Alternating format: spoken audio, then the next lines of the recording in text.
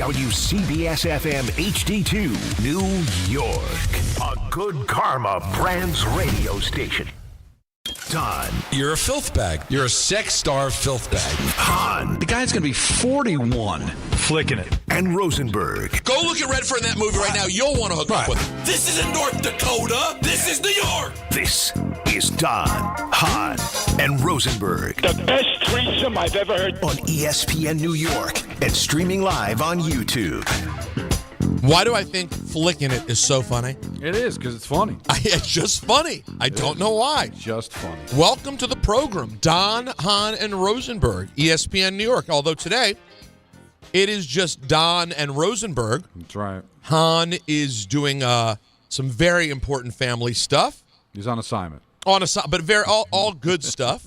So Right. sending love out to the Hahn fam. And Don and I got you for the next 4 full frontal hours, for God's sake. How are you, Don? Good. In Toronto. Did you go out and party last night and celebrate the moment? No, there was an incident. Sorry? There was an incident. I'm sorry, what do you mean? During the summer, my passport expired. So I went and got a new passport. Yeah, Right? I would hope so. And so they told me you can get the book, the traditional passport that you're aware of, and then there's now this new thing, a card. And the card, they told me, would work in Canada, Mexico, and the Caribbean. So my understanding was, well, the book would be for Peter, who globetrots all over with WWE. If I'm going to Perth, I'll bring the book. But I'm just going to go to Canada, I can bring the card. I'm like, great, I can just stick it in my wallet. No muss, no fuss. Don't have to worry about forgetting it, losing it, all that. I have to be honest, I don't like the setup of this story because it doesn't sound – the payoff to the story isn't going to be, I showed them the card, no problem, I went to Toronto. Right. No. So I get to the airport, plenty of time, but I wasn't able early to check in. But that's happened sometimes, especially with international flights. I'm like, all right, listen, I'll get there. I'll go to the kiosk, and it's not working. Not working. People come over. They're like, it's not. I don't know why it's not working. I said, is there an issue with the card? He's like, no, passport's a passport. There shouldn't be any issues with this. Well, after about a half hour, we found out that a passport is not necessarily a passport if it's a card. The card only works land and sea. So if I was to drive to Montreal, Peter, I could show them the card, go through the border. No. Or if I go on a cruise, I can use the card. But if I'm going to get on a plane and leave the country, I need the book.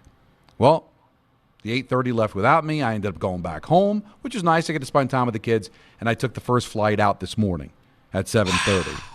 And I was in the hotel, beautiful hotel, for all of 3 hours to take a quick nap, shower, suit. And here I am at Scotiabank Place. They found a nice place for me so you don't have to worry about all the ambient noise. Really? Ready to do a show. Yeah. I love this. I'm not in the booth. They found a nice studio for me in the bowels of Scotiabank, and we're ready to go. So it seems like that's going to be our move from now on, huh? Yeah, I think so, because it was just too much. Like, it's cool to have the look, but like not worth it. How annoyed were you at the time, though, and the moment when you realized you had to go home? I was not happy, because now you're talking about, having to take another, Uber back home. And now I hate flying day of because you have no margin for error now. And, of course, I went to bed early, but I couldn't sleep, and it was just a mess. But listen, I'm here. That's all that matters. But you asked me how my night was, and it wasn't very good. Stressful, as flying commercial can be. But you know what? We're here, and we're ready to move on, talk some sports. Let's talk sports. Shall we? Shall we? And at some point, we'll get to the World Series, which is a fun matchup. It's sexy, no? It's a little sexy. I'm not going to lie to you. It took me till last night, I'm probably like a lot of people out there, to think about the Drake-Kendrick Lamar of it all.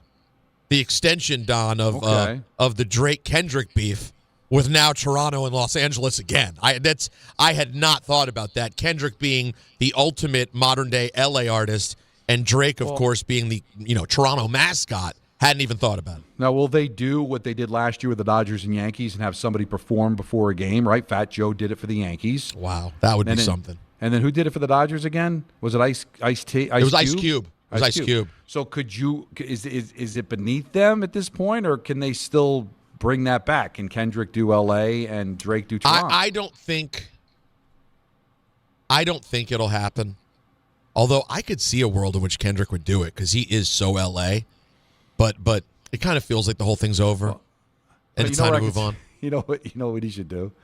Because it's feasible. The series starts in Toronto, right? Yeah, that's right. So let's say the Dodgers take games 1 and 2, and they take game 3 in L.A., and they got the brooms out for game 4. That's when Kendrick shows up. Shows up and does not like us, right there. Insult to injury. All right, but speaking of insult and injury, Don. Yeah, oh my God. You know, Jets fans, it's already been a rough start, to say the least. It's believed by most that the Knicks will win a game before the Jets do, which is generally not what you want. And now Woody Johnson popped up at the owners' meetings, Don. Yes, he did. And decided to speak, which is never a good thing. But the media loves it because it's not a good thing for Jet fans and for the Jets, but it can be entertaining at the same time. Just like, people rubberneck on the highway when there's, a head-on collision. So let's go through it and kind of break down what good old Woody Johnson, the Jets owner, had to say. Does he believe in Aaron Glenn? I do. I do believe in Aaron. I've known Aaron since 1996. I was a fan. I've always been a fan of him. I see the way he handles the room. If I were a player, I would respond to him because he's the real deal. He's no BS. There's no second agendas. What you're hearing is the truth. And a lot of times players don't get the truth. They get a lot of gobbledygook. Okay. Well, nothing like the gobbledygook quote. That's always here we go. Do you have confidence in him turning this thing around? It looks like he's turning around parts of it. It's hard when you have a quarterback with a rating that we've got. He has the ability, but something just is not jiving. But if you look at any head coach with a quarterback like that, you're going to see similar results if you go across the league. You have to play consistently at that position, and that's what we're going to try to do. Wow. He's not wrong, but wow. Just completely throwing the quarterback under the bus, which the fans are going to love, by the way, because why would you want to support Justin Fields? But correct me if I'm wrong, Peter, the perception at least was that the quarterback was Aaron Glenn's guy. So as you're talking about you're confident in Glenn, and he's a great communicator, and all the yada, yada, yadas you say when you really don't know football, but you want to compliment somebody on football, you take one of his decisions and completely just run over it with a bus. Well, that's exactly what he's done here. He basically neutered him, too. So you just got through telling us how much you support Glenn, but you also just made the quarterback decision for him. Yes. How on earth can he now run back out Justin Fields? Now, by the way, I don't think he should run back out Justin Fields. And I don't think he was going to. And I don't think he's going to. And I think tomorrow we'll find out that it's Tyrod Taylor. But and Samiti was already reporting that's the conversation anyway. But still. But it's just, that is, as the kids say, nasty work by Woody Johnson. Is that what the kids say? That is the definition of nasty work. When you say something that's not exactly it, but it's it. I mean, this is, Jets fans, as someone who's been there, this is why you probably, and I know Don isn't a fan of this because it kind of makes having any football conversation moot. This is why you're cursed. The curse isn't a curse. The curse is Woody Johnson. The curse is the ownership of this football team. That is the curse of the Jets. I mean, this guy, who would you describe as the best owner in sport? Is San Francisco, York?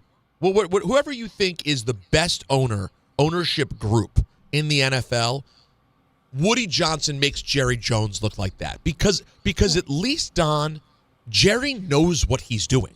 You may not like what he does. You may think he talks too much. Fine. But he has an idea of what he's doing, and he's being intentional. This guy is just a yo-yo. Well, let me give you examples, okay? You brought up Jerry Jones. Jerry Jones knows football. Relatively speaking, I wouldn't say he's a great general manager. I wouldn't say that he's a savant when it comes to football. But compared to the other owners, he is, because he played it. I think he understands the game. His issue is his ego gets in the way, and he ends up making poor decisions because of that. Then you've got John Mara, who, great human being, and knows football to an extent because he's been around it his entire life. But his problem is his heart gets in the way, and he can't make clear decisions because the fan in him ends up getting in the way of making prudent business decisions. Woody just doesn't know what he's doing. All right, so there is no heart, there is no head, there is no ego. He's lost, man. I mean, I've met him, I've dealt with him. He's not a bad guy. He's just not. This is not his thing, man.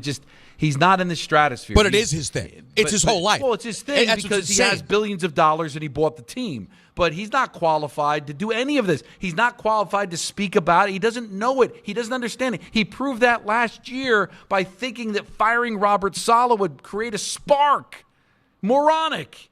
He knows nothing about football. He knows nothing about running a sports team. He just happens to be a guy that's a billionaire and he's a fan and he bought the team. But when you talk to him about football, he doesn't know anything about it. It was such a joke last year when he's like, I've been around this game long enough and I knew that I had to let Saleh go. No, you could be around the game for 1,000 years. You're never going to understand it because it's not your thing, man. It's not your thing. It'd be asking me if I just happened to be a billionaire and I bought a hospital where they operate on brains. They do brain surgery, and they do terrific work. And then they start asking me, so what do you think of these doctors? And I answered the question, I think this doctor's really good at this. I think this doctor's really good at that. It's at that level of not understanding. No, it's a really good point, It's at that Don, level. Because, Don, even if you operated the hospital for 30 years, you could have people tell you who's good. You could watch things about it on television. You still wouldn't know what made a good doctor. You wouldn't understand it. You wouldn't be basing it on facts. You'd be basing it on hunch. But everything with this team is him just going out. Now, listen, people, I know you're out there thinking, how could it be possible, though? How could you be this close to it and be that much of a moron? And by the way, 1-800-919-3776. Right. Jets fans, today's the day to let it go because I'm going to be real with you guys. Knicks season starts tomorrow. The Giants at least have something interesting going on. Who knows how much Jets time we even have here, okay? This thing is dead on arrival. So today's a great day to let your feelings be known. But, Don, you remember, without going into all the details, I had that time when I went in the owner's suite and watched a Redskins game with Snyder there. Mm-hmm. He was literally screaming out things that you would think someone who, I'm not kidding, who's never watched the game was yelling. And this is when he'd owned the team already for 20-plus years. I know. And I'm looking back going, there's no chance that's the owner. There's no chance that's the owner. It was the It happens, Don. This is real. Now the difference is I don't think Daniel Snyder was a good guy. I don't think Woody's a bad guy. I just think he's just in way over his head. And I just laugh when they ask him questions. And listen, they got to ask it. He's the owner of the team. He's at the owners' meetings. But he walks around because he's been around it for 25 years. He thinks he knows how to run a team. He doesn't. And that makes him the worst owner in New York because the only thing worse than not knowing is actually thinking you know. Like if he just laid out, like, I'm the owner, I've got football people to make those decisions. I like Aaron Glenn. I trust Aaron Glenn. But you know what? I've got a general manager, Muji, that's making the decisions, and they're going to decide what they're going to do. No, he loves to get involved. That's why he owns the team. He told Michael K. years ago, Peter. Michael told it on his show how many times about what he said that you don't make any money owning a football team. You only make it once you sell it. So it's just a toy. It's a toy to play with. You think I knew anything about fighting in a war just because I had a G.I. Joe doll? Hold on. Maybe we'll feel better about this.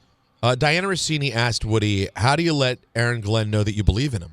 Everybody knows how badly you want to win. How have you been given Aaron confidence that you still believe in him? Are you telling I hug him every day. Do you literally hug him? I do. And what do you say to him? I say, keep the faith, man. And do you really believe in it? I do. He gives him a hug. It's a joke, dude. It's a joke. No, it's really bad. It makes me sick for the fans of this team because he may be the single reason why this team is never going to win. And I understand that they've had their moments in 2009. He owned the team in 2010. You know, a blind squirrel finds a nut every once in a while. But as he's become, further involved in this team, you just realize that a fish rots from the head. How could you ever win if this is the guy that's ultimately making your decisions? How? He spoke about the Jets fans, too. My kids were all Jets fans. I say, why? We're just fans. Faith, I guess it comes down to, or something. But it's really an absolute phenomenon, and it happens in sports. And it happens in other things, but particularly happens in sports. When you get this allegiance to a team, it sticks with you. It sticks with me, but it sticks with them. And I'm thankful we have fans like this. So I think they're the most important ingredient by far. Well, good thing you're giving a big middle finger to them this year. Then lay out. And you know what you should be doing is apologizing to them. because you should be thanking your lucky stars that you have a fan base as passionate as this. And you know what? If we have any kind of pulse on it, Peter, you're beginning to lose them. You saw there was nobody in the building on Sunday. All right, there's not going to be anybody in the building next week. Fans are starting to tap out. We're not getting calls from Ira that much anymore. Allen's completely lost it on his team. I've never seen the complete disinterest in this team in all the years that I've been covering them and working in this market, watching them. I feel so bad for these fans. They deserve so much better. And he sits there and talks about their passion, and he's using their passion, making money off the backs of their passion, and giving these people nothing. And yet they continue to come back. But, Peter, I'm starting to sense that maybe they're not going to continue to come back. And if this ends up being what it looks like it's going to be, Peter, are we going to start to see the erosion of this great fan base? And that people are just going to Well, I'll tell you, at least temporarily. I'll tell you this, and honestly, Jets fans are the only ones who can tell us this. And by the way, we're live on the YouTube as well. Sure, why not? If you want to watch along on the ESPN New York YouTube channel, and I'll look in the comments here as well. I'll just say this: it seems like it'll never happen, and then it happens. And you know, I saw it, Don, firsthand. You know, you remember when they would pan out. Up until 2 years ago, I mean, when they would pan out at a Commanders game, first of all they had to remove seats. They removed like 10,000 seats from the stadium, and then they made them the colors so you could never really tell how empty it was with the seats. And then when they would really pull out, you'd go, "There's no one there." You remember, Don, the Giants games, you'd only hear Giants fans. Cowboys games, so it will happen. I mean, It doesn't matter how loyal the fan base is. At some point, this level, when it goes so far beyond mediocrity, when it goes to, as a wise man, a man that we know and love, named Michael Kay, would call it professional malfeasance. At that point, it's like they're spitting in the face of their fans. Because it's one thing not to make the playoffs for an extended period of time. It happens, not to this extent, but it's going to happen. You just want to give the fans some hope, some belief. Right now, the Giants aren't very good. They're 2-5. For all we know, the Giants are going to win another game this season. But they have hope because they see a quarterback. And they see a reason to watch and maybe a reason to believe. And also, a Giant fan, I was thinking about this the other night, you know, that they eventually do figure it out, right? We've seen it. We've seen the Giants bottom out and then return in some way, shape, or form. Their last Super Bowl is on my DVR. All right, so I can't really complain that much, as bad as it's been over the last decade. But I'm seeing it in Buffalo with the Sabres in the NHL, a once proud franchise that always sold out no matter how bad the team was. 15 years missing the playoffs, now there's 10,000 people in the building. They're starting not to care anymore because they're not seeing a return on their investment. And that's what we're seeing now between the PSLs and the no quarterback and the coaching changes and an owner that flat out, you know, nice guy but just doesn't know what he's doing. How much can people take? How much? 15 years of missing the playoffs. 15 years. How many wins over the last couple of years? To see what happened to Aaron Rodgers, to see what happens to every great player that ends up coming here, not being able to find a quarterback since Joe Namath, not being able to find a coach since Weeb Ewbank. I mean, come on, man. They deserve better than this. You're lucky they lasted as long as they did. Did you see some of the comments from people leaving the Carolina Panther game? I mean, they're done. And it's not performative, Peter. You know, I'm done with this team. We always got those phone calls. No. It's then the real. First win, they're on hold the very next week. I'm sensing something different here, man. And as bad as the Knicks have been, as bad as the Giants have been, as bad as the Mets have been, this is as bad as I've ever seen it. It doesn't feel like it's ever going to get any better. In looking in our chat here on the YouTube, I see. I was there Sunday. This is from Matt. I was there Sunday. It was brutal. Literally, first downs are the only thing to cheer for. I have to assume people who go every week live 10 minutes from the stadium. Yeah, I don't know how you would. If you're still out there, I got to talk to someone who still pulls off one of these 90-minute, 2-hour commutes. Like, is there still a way to enjoy this? I mean, maybe if you've gotten to the point where, like, you don't care, and so the tailgate is what you look forward to, is just having a few beers, you catch up with friends, you talk about how much the team sucks. But, like, I'm not that kind of football fan. You know, I was in a horrible mood the last 2 weeks when my team lost. I'm not like that. Maybe you could be that way. And I don't, Don, no judgment at all. I don't see how, in what world, you could still care about the results and drive an hour, 90 minutes, 2 hours to spend your Sunday. Yeah. I mean, Don, imagine with little kids. You're passing up activities. You're missing out on things to do this. You know how gorgeous it was on Sunday? It was perfect. A beautiful day. It was 70 degrees outside. It's the fall. These fall weekends are limited. And then you're going to go drive 90 minutes, 2 hours, and then God knows how long it takes you to get home, trying to get out of the parking lot. It's just not enjoyable anymore. They're not giving you anything anymore. And we're seeing an erosion of it. Both teams, Giants too, but at least now there seems to be some hope, some slither of hope. We'll see where it ends up going at the end of the day. But it is the most beat-up franchise in New York. It is. And it may be in all of sports when you think about it.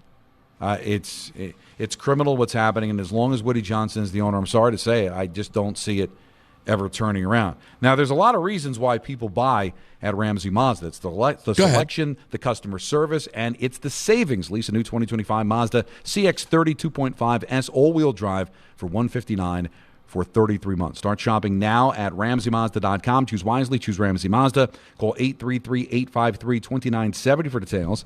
VIN SM861431.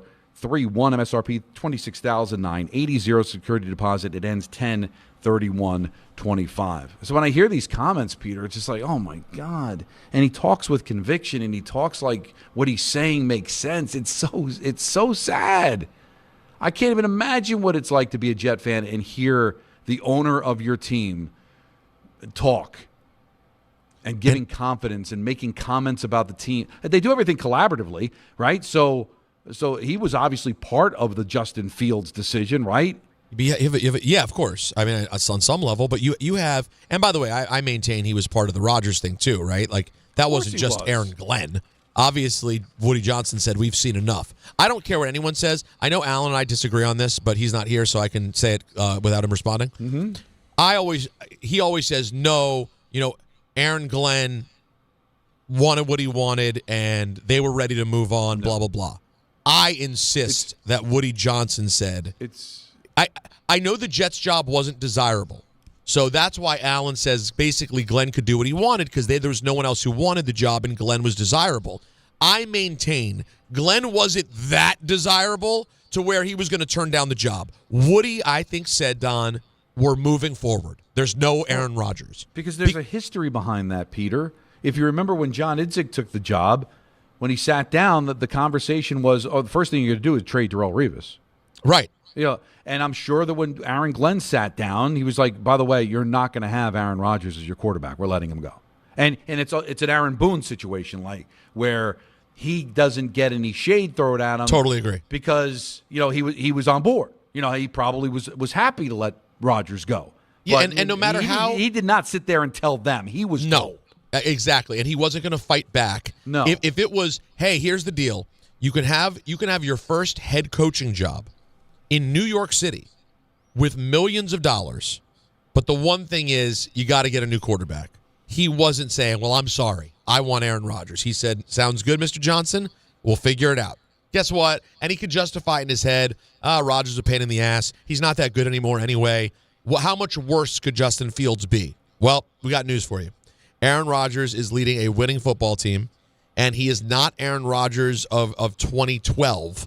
However, he is a winning starting quarterback. You have a guy who, and again, Don and I both got this wrong. We did not know.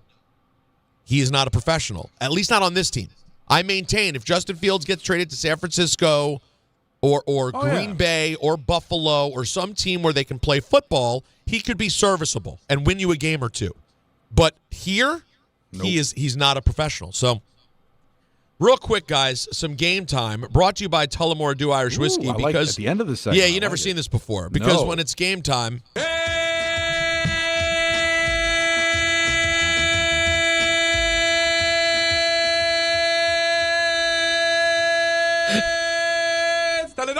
I like when he holds it. All right, Don's in Toronto with the Devils, the hot Devils, as they take on the Leafs at 7 o'clock. Islanders host the Sharks at 7. The NBA is back tonight.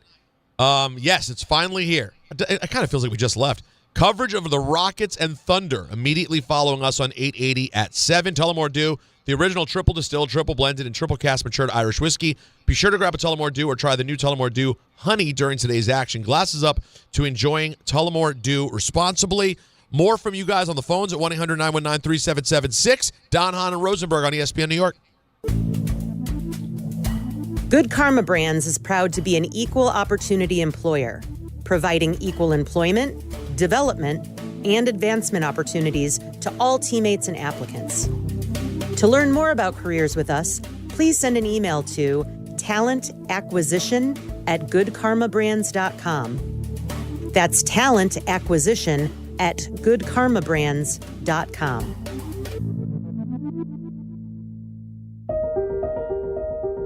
You know so much about who you are.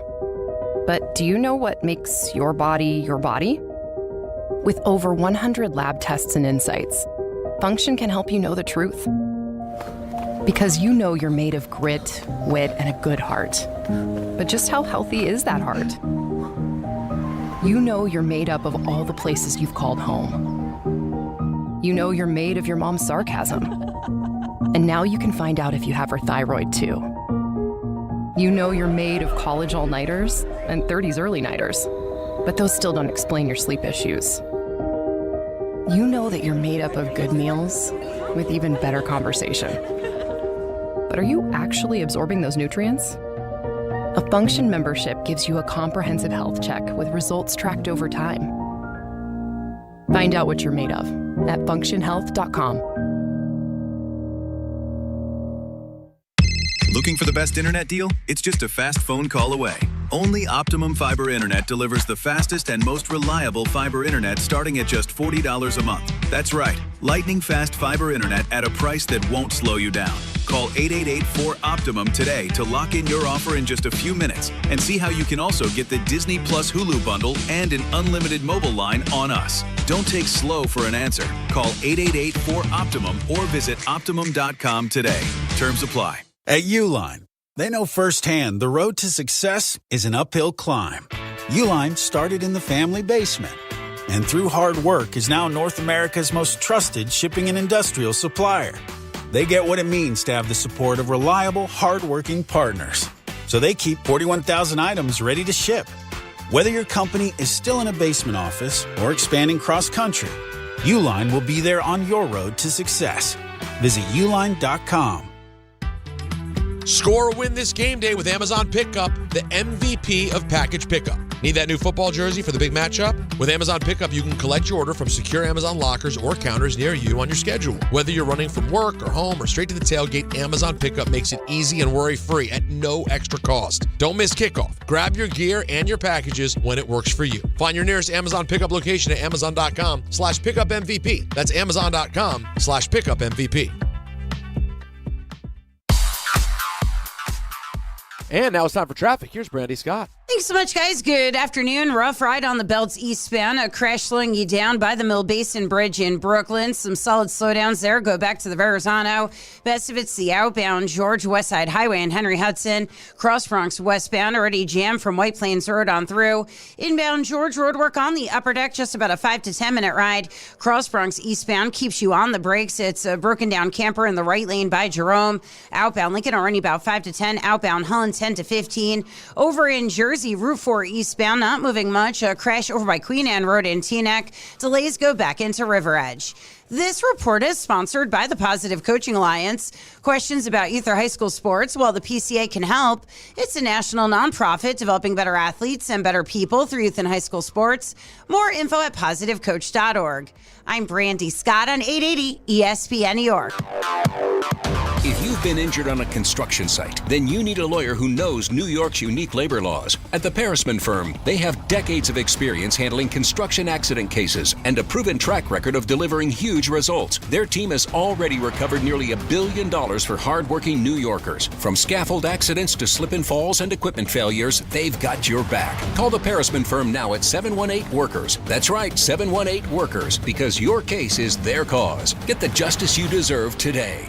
Actual price will depend on product and subscription plan. Featured products are compounded drug products, which the FDA does not approve or verify for safety, effectiveness, or quality. Prescription products require an online consultation with a healthcare provider who will determine if appropriate. See website for details, restrictions, and important safety information. Want a boost in and out of the bedroom? Hims has you covered. Introducing a new 2-in-1 approach to level up your game. Tadalafil for better bedroom performance and zinc for testosterone support. Put it all together and you've got what you need to turn things all the way up. Getting started is simple. Just go to hims.com/joy to start your free online visit. Through Hims, you can access ED treatments including pills, chews, and more. 100% online. No office visits, no pharmacy lines. Just fill out a simple intake form and a licensed medical provider will determine if treatment's right for you. If prescribed, it ships free and discreetly to your door. Find affordable treatment options at up to 95% less than brand names at hims.com/joy. That's hims.com/joy, HIMS.com/JOY.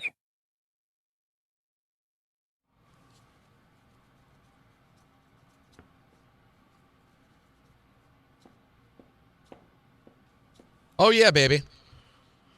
We're back. Don Hahn and Rosenberg.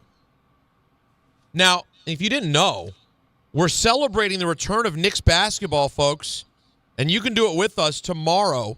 Stout NYC, right across from Madison Square Garden. We're really hoping to meet some people we've never seen before. Do something crazy. Take off early on a Wednesday and come say hello to the guys. You know what I mean? Listen, we love our regulars. We love the regulars. But, Don, I'd love to meet some new people tomorrow who have never made it by to one of our remotes and say, you know what? It's going to be a lovely fall Wednesday. We're going to be there up until 6:30, broadcasting live. We got special guests. The great Monica McNutt's going to be in the building. You know what that means. That's special. And there's going to be a few surprises, too. A few surprises as well. It's all brought to you by Sun Cruiser Vodka Iced Tea. Ready to let the good times cruise? Then you need Sun Cruiser Vodka Iced Tea, made with real iced tea, real vodka, no bubbles. It's one wildly refreshing drink. So come hang out with us tomorrow, starting at 3 o'clock. It's going to be a time, Don, and we're still going to be on the TV. We're still going to be on the YouTube. Yeah. We're figuring everything out. You know, early on, Don, you remember when we started the show, every day I was getting the, well, when are we going to see you? Oh, there's no visuals. I can't find the app. Get on YouTube. We're here now, baby. We're here. Every day. And if it's on your phone, YouTube, you can take it on the go.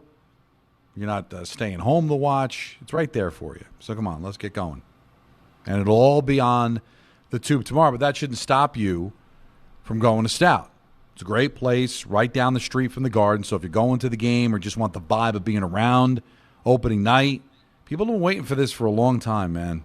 A long time. And it's the beginning of promise. And we'll get into some of the Knicks stuff. There's some weird things, some weird energy flying around. We'll get into it. Yeah, for sure. Also, real quick, how about this crazy story that I was just sent?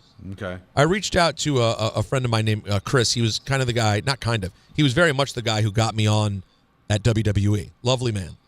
And I reached out to him to check in. He doesn't work with us anymore, but I reached out. He's retired and playing golf. And he said, here's a story for you.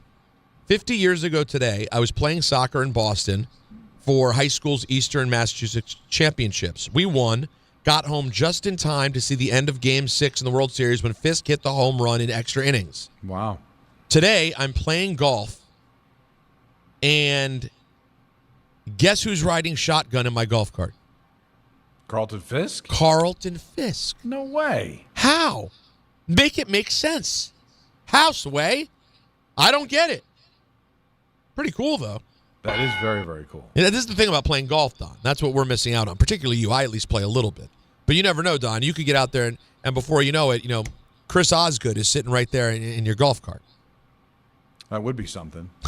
and if you know the history of the show, maybe Owen Nolan will be sitting there. Oh, what if Mike Modano was sitting right there?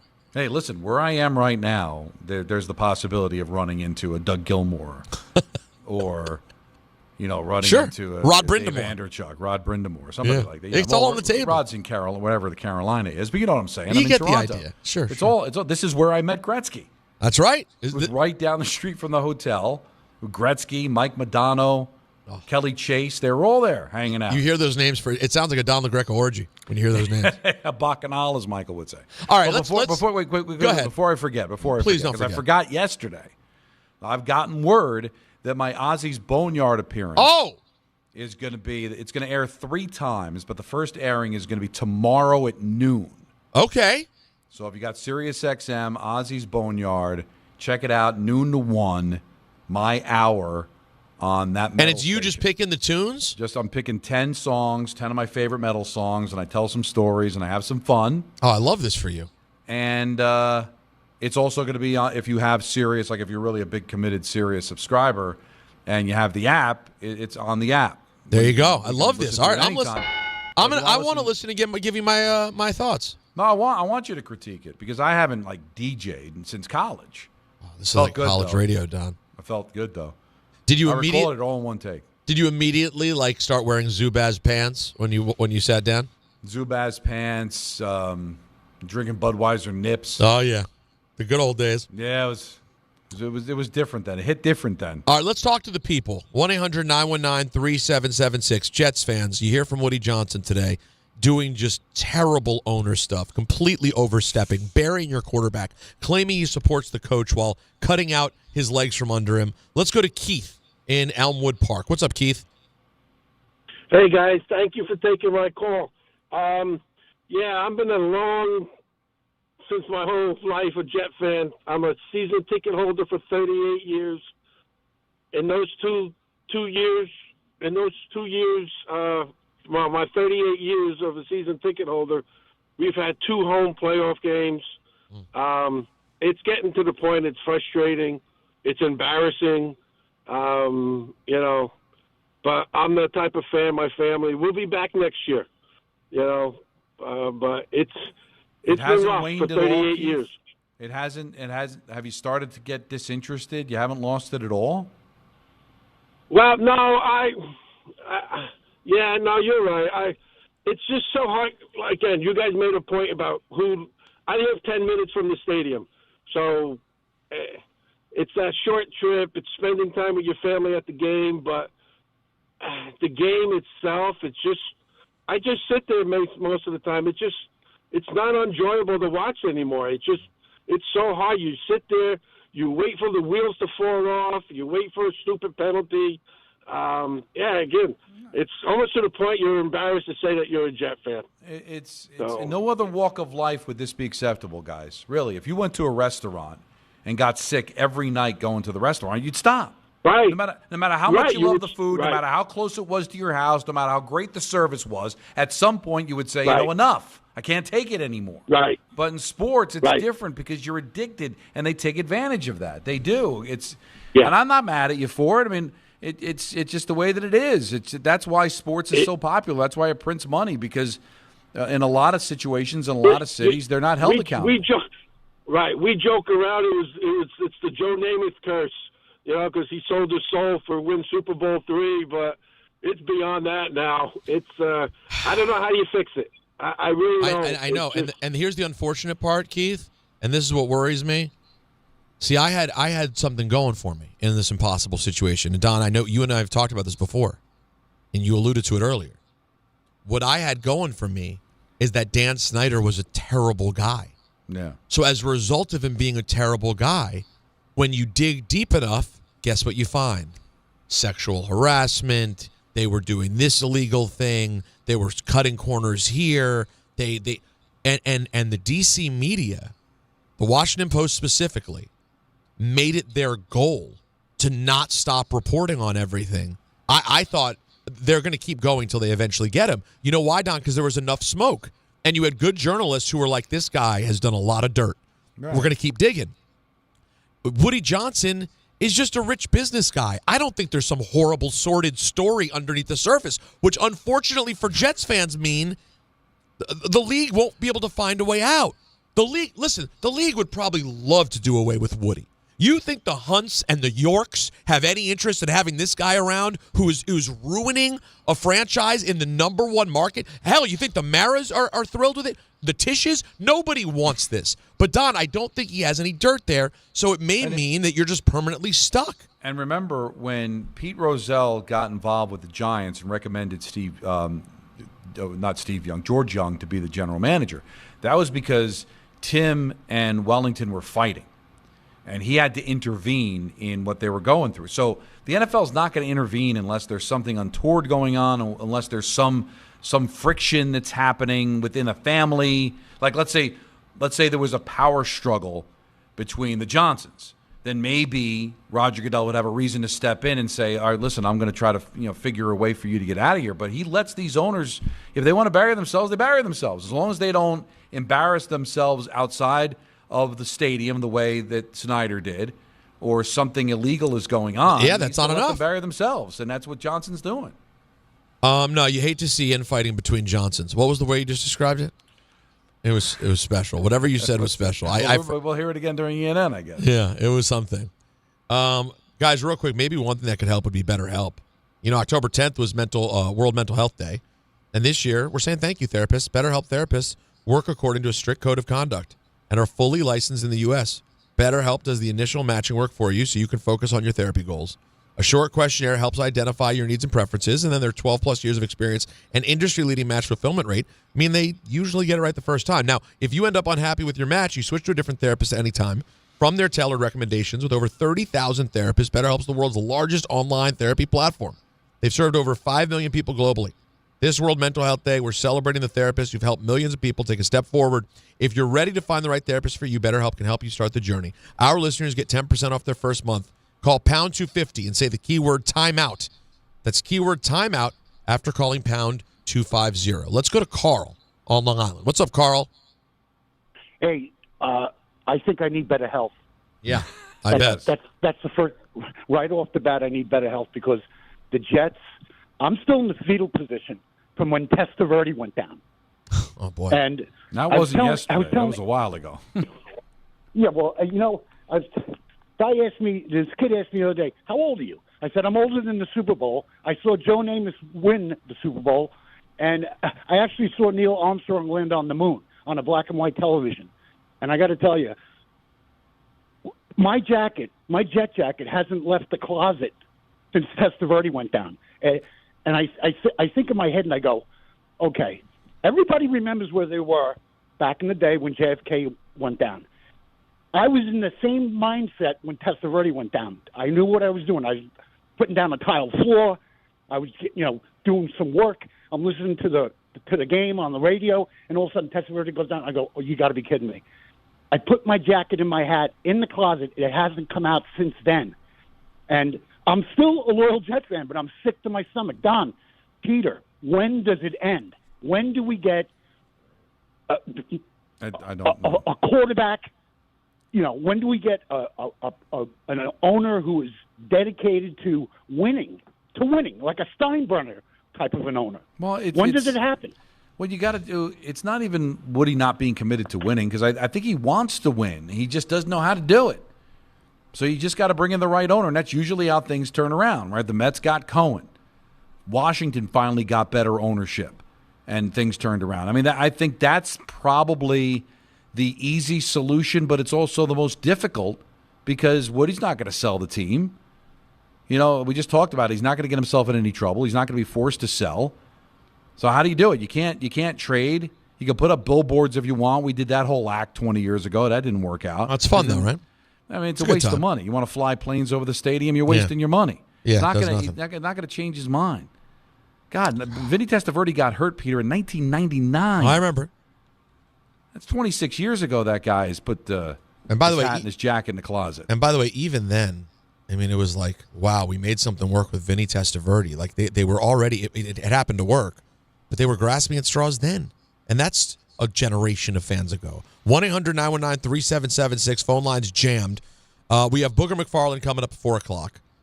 We have that guy. No, what's today? No, today is Talk About It Tuesday. Today's Talk About It Tuesday. It's not that guy Tuesday. So we're going to talk about it at 4:30, and that maybe some of you needing to talk about things. So we'll do that as well. We'll get into some Knicks after 4:30, 5 o'clock, as well as their season kicks off tomorrow. It's Don, Hahn, and Rosenberg on ESPN New York. All your favorite NBA players are back, and DraftKings Sportsbook, an official sports betting partner of the NBA, is the place to bet on NBA stars this season. With more markets open for more of the game, DraftKings, the #1 sportsbook for live betting, is live when others aren't. New customers, bet just $5 and get 3 months of NBA League Pass. Plus, score $300 if your bet wins, paid in bonus bets. Download the DraftKings Sportsbook app and use code WHSQ.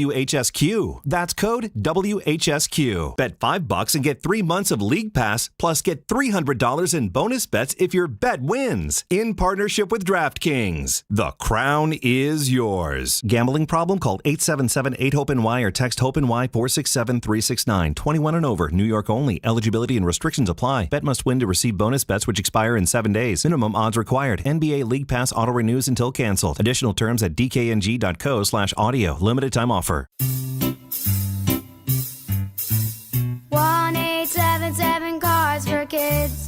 KARS Cards for Kids. 1-877 Cards for Kids. Donate your card today. 1-877 Cars for Kids. KARS Cars for Kids. 1-877 Cars for Kids. Donate your car today. Ready to get rid of that old car? Donate it to Cars for Kids. Call 1-877-CARS-FOR-KIDS to reach a friendly live agent. Donation's super easy, and your car can be picked up as soon as tomorrow. Call us now, 1-877-CARS-FOR-KIDS. That's Cars with a K to donate your car today. 1-877 Cars for Kids. Donate your car today. Did you know you can donate real estate too? Go to carsforkids.org. That's carsforkids.org. Dave Rothenberg here to tell you about my friends at Bath Fitter. Now, they converted my kids' bathtub to a shower and did an incredible, really an unbelievable job. They offer all types of custom bath renovations, including their unique PermaFit solution for a watertight fit done in just 1 day. Durable and easy to clean with no demo or mess and lower cost than a standard replacement. And a lifetime guarantee. Right now, no money down, no payments, no interest until 2027. So start designing your bath today like we did at bathfitter.com. There's only one bath fitter. Most people in radio commercials talk really fast. But we made this one for RV owners. Progressive knows they like the slower pace of RV life, like this commercial. And they know Progressive will protect their RV at a fair price with discounts. Now here comes the fast part. Progressive Casualty Insurance Company and affiliates. Discounts not available in all states or situations. This college football moment is brought to you by ServPro.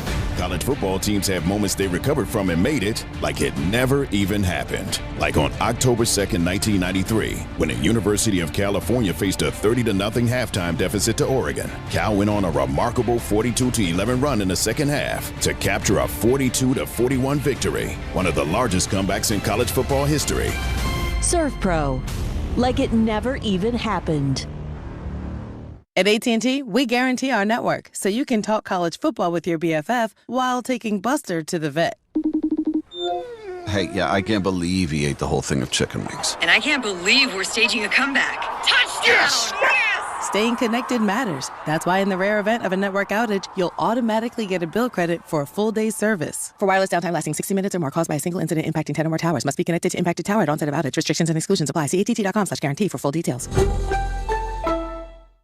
They say a full marathon is the ultimate test. For me, it's more than a race. It's a milestone I once thought impossible. Michelle Smallman here, and I'm running my very first marathon in New York City with the support of Gainbridge and Gainbridge Assists powered by Parity. Together, we're empowering girls and women through sports and education, with grants to 32 organizations in 21 states. Every step I take is for the finish line and for the next generation chasing their dreams. Here's to 26.2 miles and a future with no limits. Knicks fans, opening night is tomorrow night.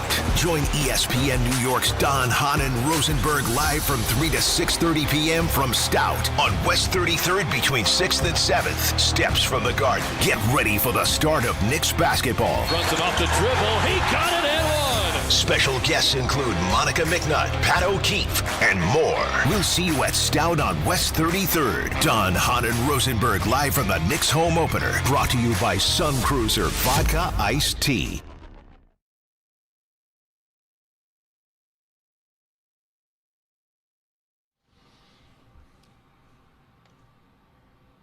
Game time brought to you by Tullamore Dew Irish Whiskey. When it's game time, it's Tully time. Tully time. It's Tully time. Don is in Toronto, a.k.a. T-Dot, a.k.a. T.O., depending on what area you're talking about. The 416, the 6, you know. YYZ. YYZ, sure.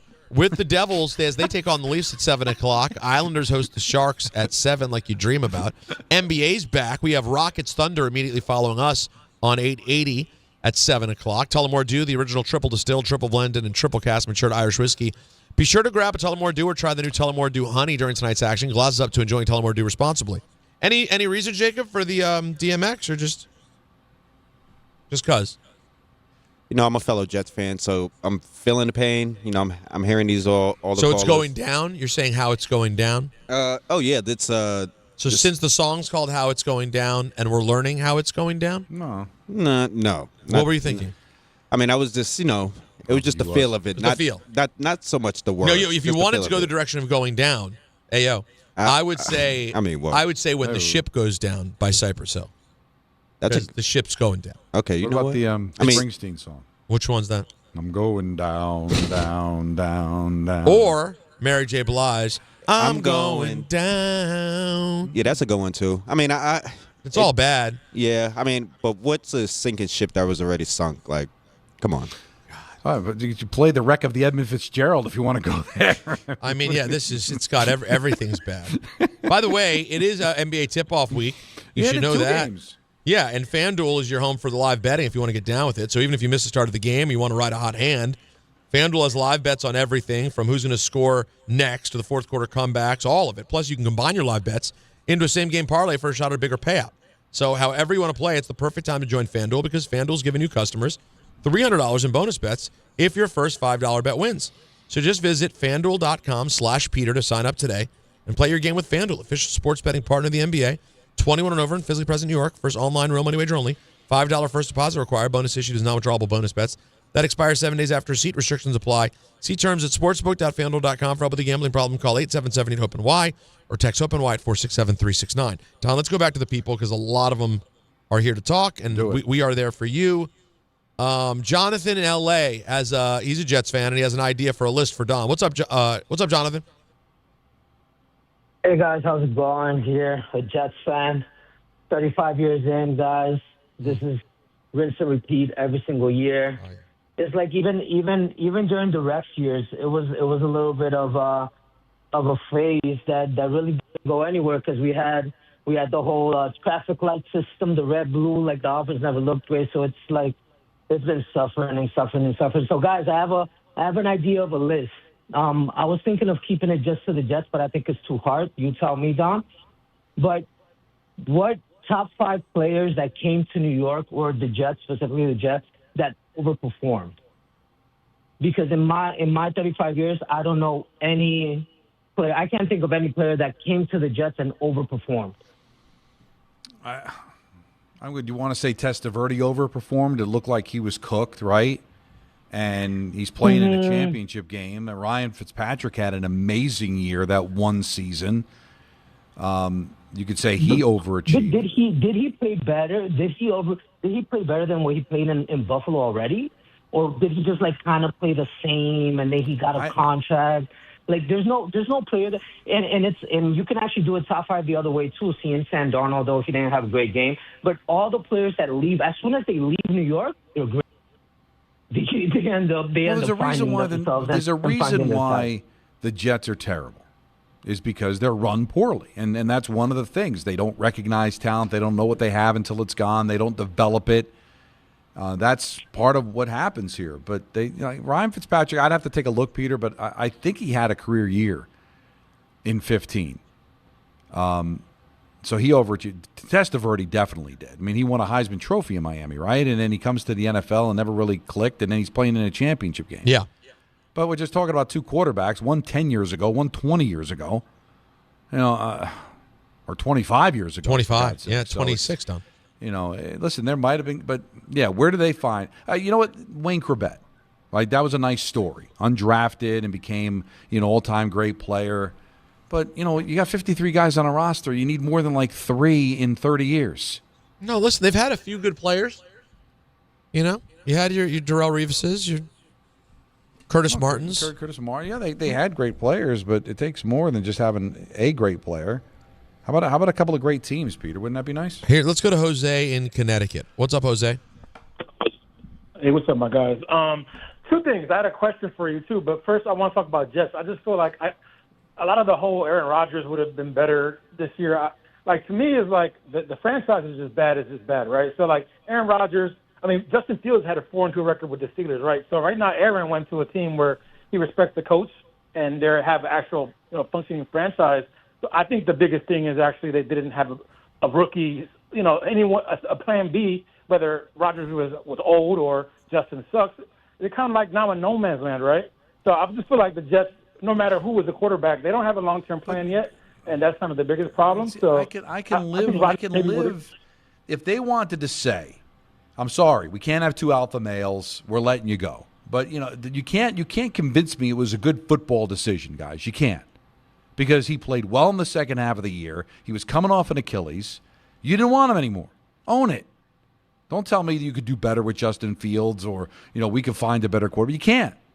That was a football mistake. Now, if you thought it was going to get in the way of Aaron Glenn, I don't know. Maybe having somebody that knows football on the offensive side of the ball might have helped Aaron Glenn instead of hurt him. Jose, you had a question too?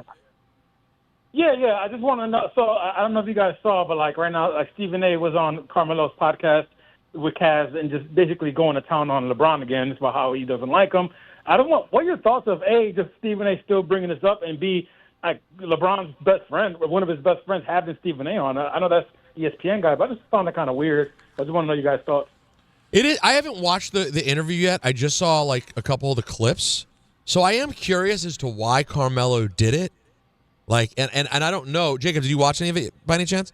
I am curious to know whether Carmelo pushed back at all, or in the setup of the question. So I only saw the clips, and from people who've seen the interview, they kind of saying that he was Stephen A. was asked the question. It wasn't something that he brought up. But I did find it weird that that's supposed to be, I guess, Melo's guy, LeBron. But you got Stephen A. badmouthing him the whole time there. But I would say Carmelo's at the point where he's podcasting, and is his journalistic integrity to ask at that point. If you're gonna have Stephen A. on the show, now listen, it's a podcast. It's not the evening nightly news. That's what we call ENN. That's real journalism. Right. Oh yeah. No, but it's not Edward R. Murrow or Dan Rather. So you don't have to do it. But and as for Stephen, Stephen A. is going to Stephen A. Stephen A. gets a lot of mileage out of the whole LeBron thing, and I think Stephen does a masterful job with attention. In 2025, the number one commodity that it rules media is attention, and Stephen is amazing at it. And having beef with the biggest athlete in the world is compelling, and people want to see it. So I'm not surprised that it came up. That is an interesting thought on the Carmelo of it all. So thanks for that, Jose. Don, what do you say we take a quick break, and then we talk to Booger McFarland? That's right, because it is Tuesday. And then we're going to talk about it Tuesday at 4:30. Yes. You can watch along with us on the ESPN New York YouTube channel. We'll talk to you guys more next. If you're on hold, still hang tight. We'll get to you. But up next, Booger McFarland, Don Hahn, and Rosenberg. Did you know women account for 2/3 of all Americans living with Alzheimer's and 2/3 of all Alzheimer's family caregivers? Join the Alzheimer's Foundation of America at its Women Empowerment Forum on November 5th in Amityville to learn practical ways women can reduce their risk for Alzheimer's and enhance quality of life for themselves and their loved ones living with Alzheimer's. For more information or to register, visit alzfdn.org or call 866-232-8484. At City Harvest, we believe no New Yorker has to go hungry. With your help, we're on the road 365 days a year, rescuing over 77 million pounds of nutritious food and delivering it free to millions of New Yorkers, transforming surplus food into sustenance, sustainability, and smiles, rallying thousands of New Yorkers to power a network of nourishment across our city. One day, one meal, and one New Yorker at a time. That's how we feed good. Donate at cityharvest.org. Looking for the best internet deal? It's just a fast phone call away. Only Optimum Fiber Internet delivers the fastest and most reliable fiber internet starting at just $40 a month. That's right, lightning fast fiber internet at a price that won't slow you down. Call 888-4-OPTIMUM today to lock in your offer in just a few minutes and see how you can also get the Disney Plus Hulu bundle and an unlimited mobile line on us. Don't take slow for an answer. Call 888-4-OPTIMUM or visit Optimum.com today. Terms apply. This October, the only thing scarier than missing the game is missing out on a brand new Kia. At Kia City of the Bronx, 3505 Connor Street is where the ghosts of old rides get traded in and new legends are born. They've got a monster lineup of new Kias that'll take you from tailgates to haunted houses in style. Visit KiaCity.com or call 646-917-7955. Don't get spooked, get moving. Kia City of the Bronx, where Halloween meets horsepower. DraftKings Sportsbook, an official sports betting partner of the NBA, is the place to bet on NBA stars this season. Download the DraftKings Sportsbook app and use code F&H. That's promo code F&H. Bet $5 and get 3 months of League Pass plus $300 in bonus bets if your bet wins. In partnership with DraftKings, the crown is yours. Gambling problem? Call 1-800-GAMBLER. In New York, call 877-8-HOPE-NY or text HOPE-NY 467-369. In Connecticut, help is available for problem gambling. Call 888-789-7777 or visit ccpg.org. Please play responsibly. On behalf of Boot Hill Casino and Resort in Kansas, pass-through of per-wager tax may apply in Illinois. 21 and over. Age and eligibility varies by jurisdiction. Void in Ontario. Restrictions apply. Bet must win to receive bonus bets which expire in 7 days. Minimum odds required. NBA League Pass auto renews until canceled. Additional terms at dkng.co/audio. Limited time offer. Hey, this is Jalen Brunson. Jalen Brunson for three. And this is your home for New York Knicks basketball. This is 880 ESPN. WHSQ and WCBS-FM HD2, New York.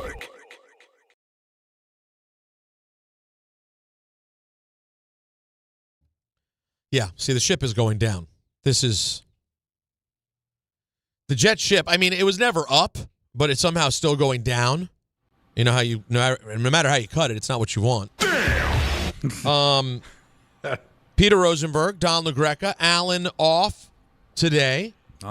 He'll be back tomorrow, of course, for the start of the Knicks season. So we'll look forward to seeing Allen and talking all things Knicks tomorrow, plus a bunch of special guests when we hang out at Stout.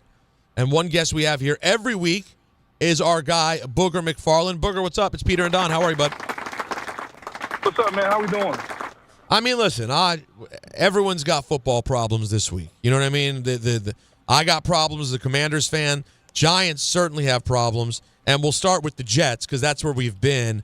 I don't know if you heard the stuff from Woody Johnson earlier, but basically, he basically said they don't have a quarterback. And I'm just curious how you view comments like that and how Aaron Glenn might feel about having his owner come out and say, oh, I support Aaron Glenn. By the way, though, we don't have a quarterback. Well, sometimes owners say things that you really can't understand. See Jerry Jones for an example of that. I think you got to listen to him. You got to hear him. I think if you're Aaron Glenn, hopefully you've had conversations with Woody in private that you guys understand what the plan is, what page you're on, and you can conduct your business from there. I don't think Aaron Glenn is listening to public comments from Woody and trying to decipher. Like the head coach and the owner should have direct line of communication, so hopefully they do. And so I don't really make much to do about nothing. The owner says things in the public that sometimes we don't understand. Again, just see Jerry Jones.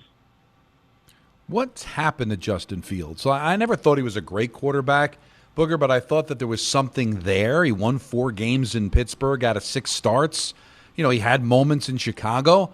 How much are the Jets responsible for Justin Fields possibly being the worst quarterback in the NFL right now? Well, I think what's happening is you have quarterbacks who who you win because of. You have quarterbacks you can win with, and you have quarterbacks that you kind of have to bring along. If everything is kind of perfect, they have a skill set that you can win around. And I think Justin falls into that category at the very end. So if everything else is perfect, meaning he's got great weapons on the offense, he's got a really good defense. I'll give you a prime example. If you put Justin Fields in the Philadelphia Eagles offense, I think the offense looks very similar to that of Justin Jalen Hurts, should I say. Mm-hmm. I think it looks very similar because you're going to get a lot of RPOs. He's going to run the football. It's going to be a running-based offense. He can throw the deep ball to AJ and to Devontae. But because you don't have that great talent the way the Eagles do, Justin can't be that. And so I just think, I don't know if he's broken. I just think the Jets aren't in a place and they aren't talented enough, nor are they experienced enough to take advantage of what he does offer. And I think that's kind of been the issue at a couple of places.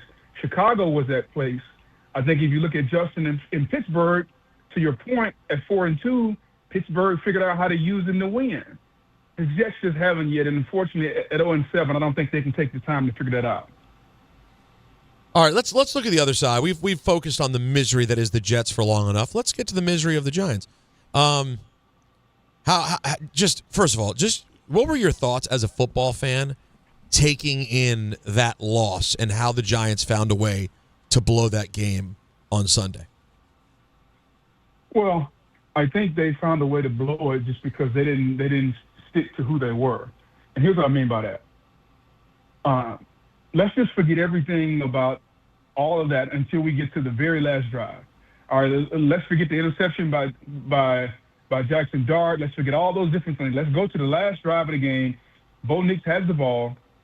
Giants have a 2-point lead, and I think it's 38 or 40 seconds left, and the Broncos got no timeouts. At that point, you've invested in Abdul Carter, Dexter Lawrence, Brian Burns, Kayvon Thibodeau. I'm not blitzing. I'm not dropping 8. I'm rushing 4, and I'm going to play some form of coverage on the back end, keeping the ball in front of me. And I'm going to rush 4 people, and I'm going to lean on those first-round picks. Instead, the Giants went to 3-man rush. They blitzed, and they got away from being who they are. And to me, that's a coaching fault. That is the defensive coordinator's fault. And that's the head coach's fault because the head coach listened to the calls on the headset from the defensive coordinator. And I think at the end of the day, I can excuse the interception from Dart. He's a rookie. Right. I can excuse some of the plays that happen. What I cannot excuse is when we get to that 38 or 40 seconds left in the game and we come back from a timeout and you guys are huddled up on the headset, all right, guys, what are we going to do? And somehow that turned into rush 3, blitz on 1, and Bo Nix, who struggled all game, drives him down the field, kicks the winning field goal. That's directly on the head coach and the defensive coordinator. And that's what we were talking about yesterday and how coaching has to be involved in something like that. Now let's look at the general manager. And I think there has been some good in Joe Schoen. You know, Jackson Dart's here because of Joe Schoen. This pass rush, for the most part, is here because of Joe Schoen. But Booger, explain to me how this deep in the season, another year of this, where you don't have a field goal kicker. Yeah, see, you're talking to the wrong guy. I'm not a fan of kickers. All they do is sit around, make a lot of money. They play Scrabble, they play word puzzles all day, and they come out to practice. Right, but you do realize you need a good one if you're going to win games. It sucks that they actually decide games. You guys break your ass, and then these kickers trot on there and miss field goals for you. But as a general manager, you still have to have a good one because they can win or lose you games. I understand. It shouldn't be that hard to find a good one. Just bring in 5 or 6, let them kick till their leg falls off, see who makes the most. Like this isn't that hard. But and I think the most important thing with a kicker is trust. Let's just look at Sean Payton. I think Will Lutz is the kicker for the Broncos. Sean Payton had Will Lutz down in New Orleans. He brought him over. He trusts him. They're familiar with each other. There's a comfort level. Sean knows that he can count on Will 9 times out of 10. Doesn't mean he's going to be perfect, but Sean realizes he can count on Will. That relationship matters. I think you got to find a kicker like that. Harbaugh had that relationship with Justin Tucker for years until he just decided he needed to get massages. But other than that, like, you got to find a kicker that you trust and you have a great relationship with. So to your point, yeah, you got to have one. But, man, you got one job. Put the ball through the yellow pipes. Like, it shouldn't be that hard. I would love to be the kicker on a Booger McFarland team. Seems like a ball. There's a lot of players that Greg Buttle felt that way too. Would you be good with? I know it's football, but if we did away with extra points, everybody goes for 2, and just get rid of this whole idea of kicking field goals. I'm seeing now we're changing the game, and we've already changed the game enough with the dynamic kickoff. We moved extra points back to 33 yards. Like, I get it. Let's stop changing the game so much. So, no, I do not want to get away from kickers. Kickers are still a part of the game. I just don't like them. Like, most of them don't even look like football players. Like, some of them have no swag whatsoever. I play a game on Saturdays because I cover college football for ESPN. So I play a game on Saturdays. As I'm watching these games and there's a kick of any consequence, I play a game. Look at the kicker's eyes and see if you think he's going to make it or not. And it's usually about 85% whether or not you can look, because they're always going to show the kicker. They're always going to show the kicker warming up, and then you get that one obligatory shot of his face. And I can tell you make or miss based on his face. Wow. Now, you guys didn't feel the same way about punters, right? Or punters are different than kickers? They're kind of the same. Similar. All right. So, similar disdain. Similar, because here's the thing about punters. Punters can affect the scoreboard, so, like, they're really useless. Well, I mean, listen, a punter sets you up and drops something at the half yard line where you can get a safety. That can lead to points and flip a game around. But I still have to do something. My point being, he's not affecting the scoreboard directly. He can put it at the 1 yard line. I still got to make a tackle for loss to get the safety. So in the end, he didn't really do a lot for me. Now, what was the worst loss for you? The Commanders getting blown out by the Cowboys, or the Giants blowing a lead like they did to the Broncos? What's worse? 100% is the Giants. The Commanders, quarterback gets hurt. We were really never in the game. We had 2 guys run into each other on CeeDee Lamb's long touchdown.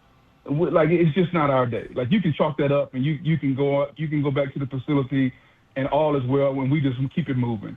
When you're the Giants and you give up 33 points in the fourth quarter, like, that's heartbreaking. That's why Brian Burns struck the way he did. If you notice what he said walking into the locker room, he said 3-man rush, because he knows, and I know that he knows that they had that game.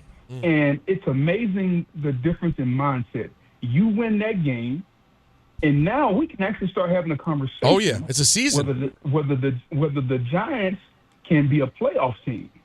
Like, we can actually start to have a conversation about whether or not Brian Daboll is deserving of another year right now.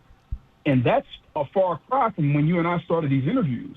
Right. And now Brian Daboll starts to say, okay, I've won 3 out of 4 with this rookie quarterback. We're going to get better and better and better. And Joe Shane starts to figure it out. And now you got a rookie quarterback. And so now we're starting to think next year we got Jackson Dart on a rookie deal.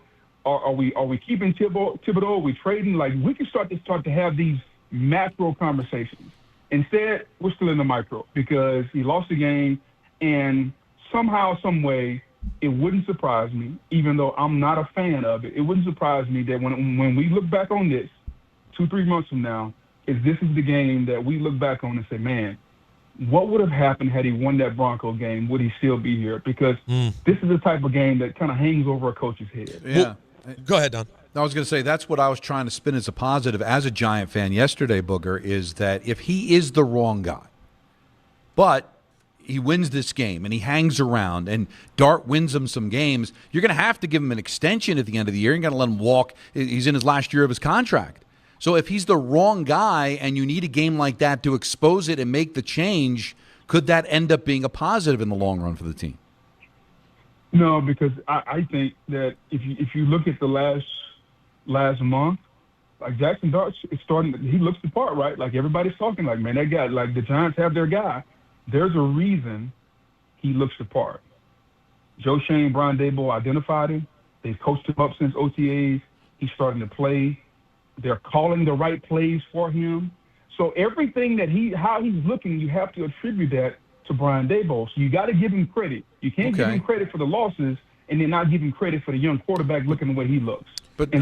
I honestly think that the better Jackson Dart looks, the better chance he has of coming back. Because if you're an owner and this regime identified the quarterback, they drafted the quarterback, they developed the quarterback, and in less than a year, everybody universally in America feels like you have your quarterback of the future. He's got to get credit for that. Fine, but can't both be true? That you could be a quarterback whisperer and you could develop a quarterback but still not be a great game day coach, maybe not be a coach that can win you a big game. Like, I think it'd be two completely different skill sets. And if I'm going to turn the corner, yes, I need the quarterback, but I'm also going to need a coach that can win those types of games. I mean, he just beat Philadelphia the week before, right? Or 2 weeks ago. So I would consider that a big game. Yeah, but you got to say Philadelphia contributed to that. Well, guess what? Every team contributes. Bill Belichick said more games are lost than won. So let's not go through that whole deal. Like, we either have to give the coach credit or we don't. Like, we can't pick and choose what credit he gets. So I'm going to be the guy that says if he won the game, I'm going to give him credit for winning the game. If he lost it, then he's got to wear it. If the quarterback develops, he gets credit for that. If the quarterback struggles, he gets credit for that also. Fair. So we have to be consistent in what we do, especially when that is your forte. Prime example, the Jets. There's no reason for the Jets playing for a defensive head coach not to be able to play defense. That's on Aaron Glenn. That's why 0-7 looks bad, because the defense with Quentin Williams and Sauce Gardner and those guys aren't playing up to the level with the defensive head coach. He's not an offensive guy. So do I give him a little grace with Justin Fields? Sure. I give him a little grace. But I think we all went into the season realized that Tyrod Taylor or Justin Fields aren't the long-term answer. Now, as far as the Giants are concerned, I think the Giants have something that's hard to get in this league, and that's a belief every Sunday, when you show up every Sunday, that you know you can win. I don't think every team in the league has that every week. There's probably 12 to 15 teams that have that every Sunday.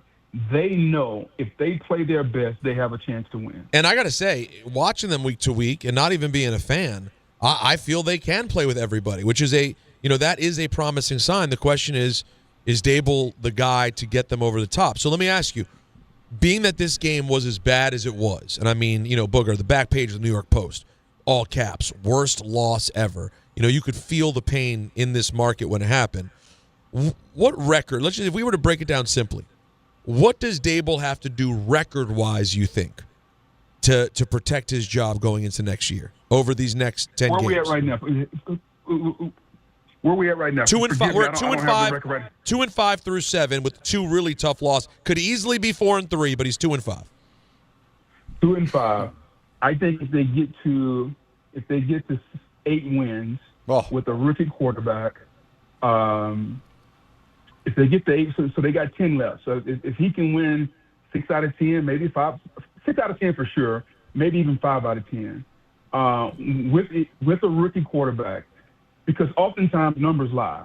I'll often say this thing: stats are like bikinis; they show some things, not all things. So you're going to have to watch the quarterback play, and you got to watch the team play. Don't just look at the record at the end. But to your point, the record does matter. I think he's got to win maybe 5. 6 would help. And if the quarterback looks like he is a bona fide number 1 guy, I think you bring him back. You give he and Joe Shane 2-year extensions, because bringing him back as a lame duck guy, that doesn't work. I think you give him 2-year extensions, and you give him 2 years to develop the quarterback, because that would put Jackson Dart at the end of year 3. And usually at the end of year 3, you know what happens? You start to extend the quarterback.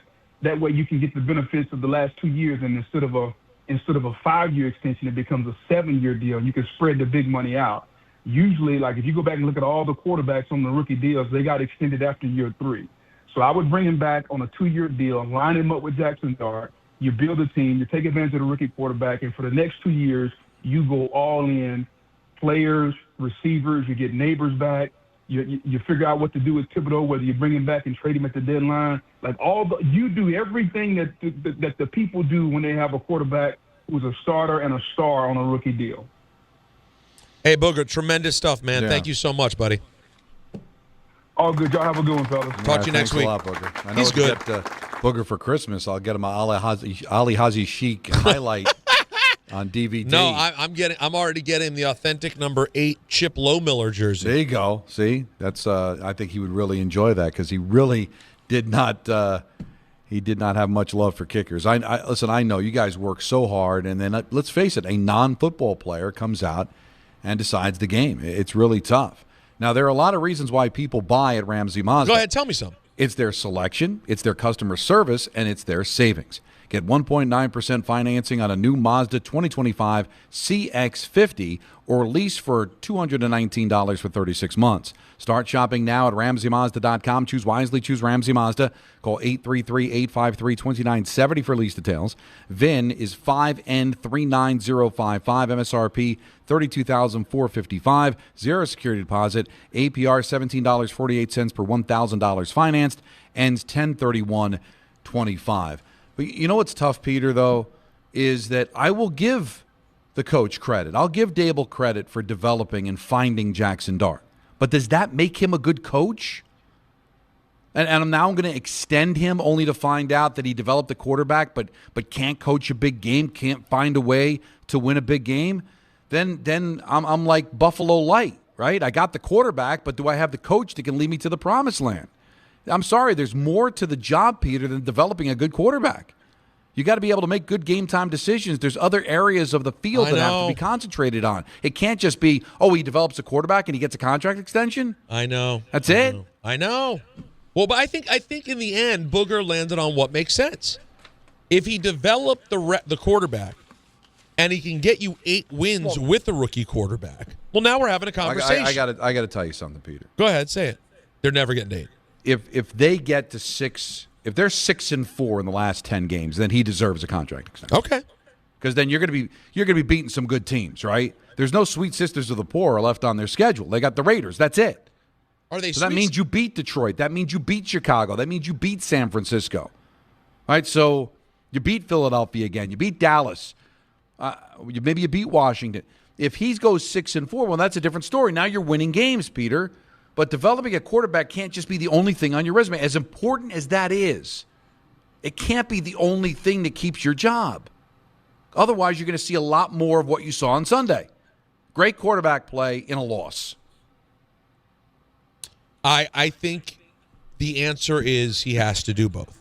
You have to see that the quarterback is that good, and then he has to find a way to win. And you may be right, Don. 6-4 may be close to impossible given the schedule they have. But he's going to have to get there. And I think he would understand that. I mean, you know what? As a wise man once said, how many chances you get? So even 5. Go 7-10, 4 more wins than you had last year. Develop the quarterback, then we can have a conversation. But if they end up losing out, but the quarterback balls, but they keep making mistakes and wasting timeouts and blowing leads in the second half, then – listen, do I think they can lose every game and the quarterback play well? No. I think they're going to win some games if the quarterback plays well. The first 3 quarters of that game still happened. But coaching is just as important as good quarterback play is, and I don't know if they got the coach. I was desperately looking for the right drop for this situation, but I didn't know where it is. What happened? I don't know how it's listed. It's the Don 6-1 drop. That's whenever we're starting to add up games, losses and wins, I always want to play. And then add 10. 60. Then divide it by 4. 12. No. 20. No. The Yankees have played 7 doubleheaders this year, Don and Peter. That's 14 games. What do you think their record is? 6-1. It's the conviction.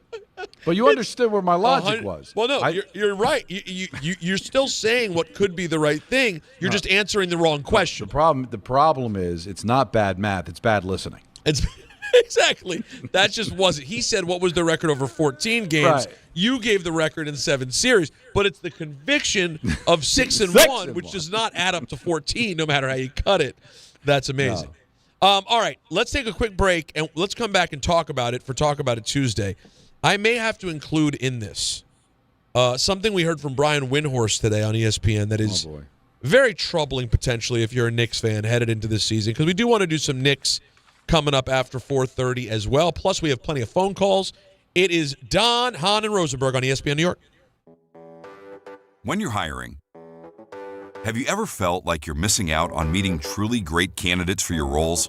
It seems impossible to find them, but they have to be out there somewhere, right? Well, they're not hard to find when you know where to go, and that place is ZipRecruiter. And right now, you can try ZipRecruiter for free at ZipRecruiter.com/ESPN. ZipRecruiter helps 10 million people with their job search every day. And because these people are actively looking for jobs just like yours, it's easy to find the right person right away. In fact, 4 out of 5 employers who post on ZipRecruiter get a quality candidate within the first day. But if you're not using ZipRecruiter, you're missing out. So see what it's like when the impossible is easy. When you go to ZipRecruiter.com/ESPN right now to try ZipRecruiter for free. Once again, that's ZipRecruiter.com/ESPN. ZipRecruiter.com/ESPN. Never miss out on great candidates with ZipRecruiter. Health surprises can change your life in an instant. You've seen it happen to others, but it doesn't have to be your story. At Princeton Longevity Center, we customize actionable and proactive health plans to maximize your lifespan and take control of your health. Our Cancer Check program combines cutting-edge technology with top medical expertise to keep you ahead of potential risks. With advanced full-body imaging, genetic testing, and multi-cancer detection blood tests, we look for even the earliest signs of problems. Results are analyzed by expert physicians who craft a personalized plan to safeguard your future. You're not just a patient, you're a partner in your health journey, backed by a team committed to helping you live longer, healthier, and more vibrantly. Our programs have saved hundreds of lives and empowered countless others to take control of their health. Be proactive with your health for the ultimate peace of mind. Call 888-8000-PLC or visit PrincetonLongevityCenter.com. Listen up, football.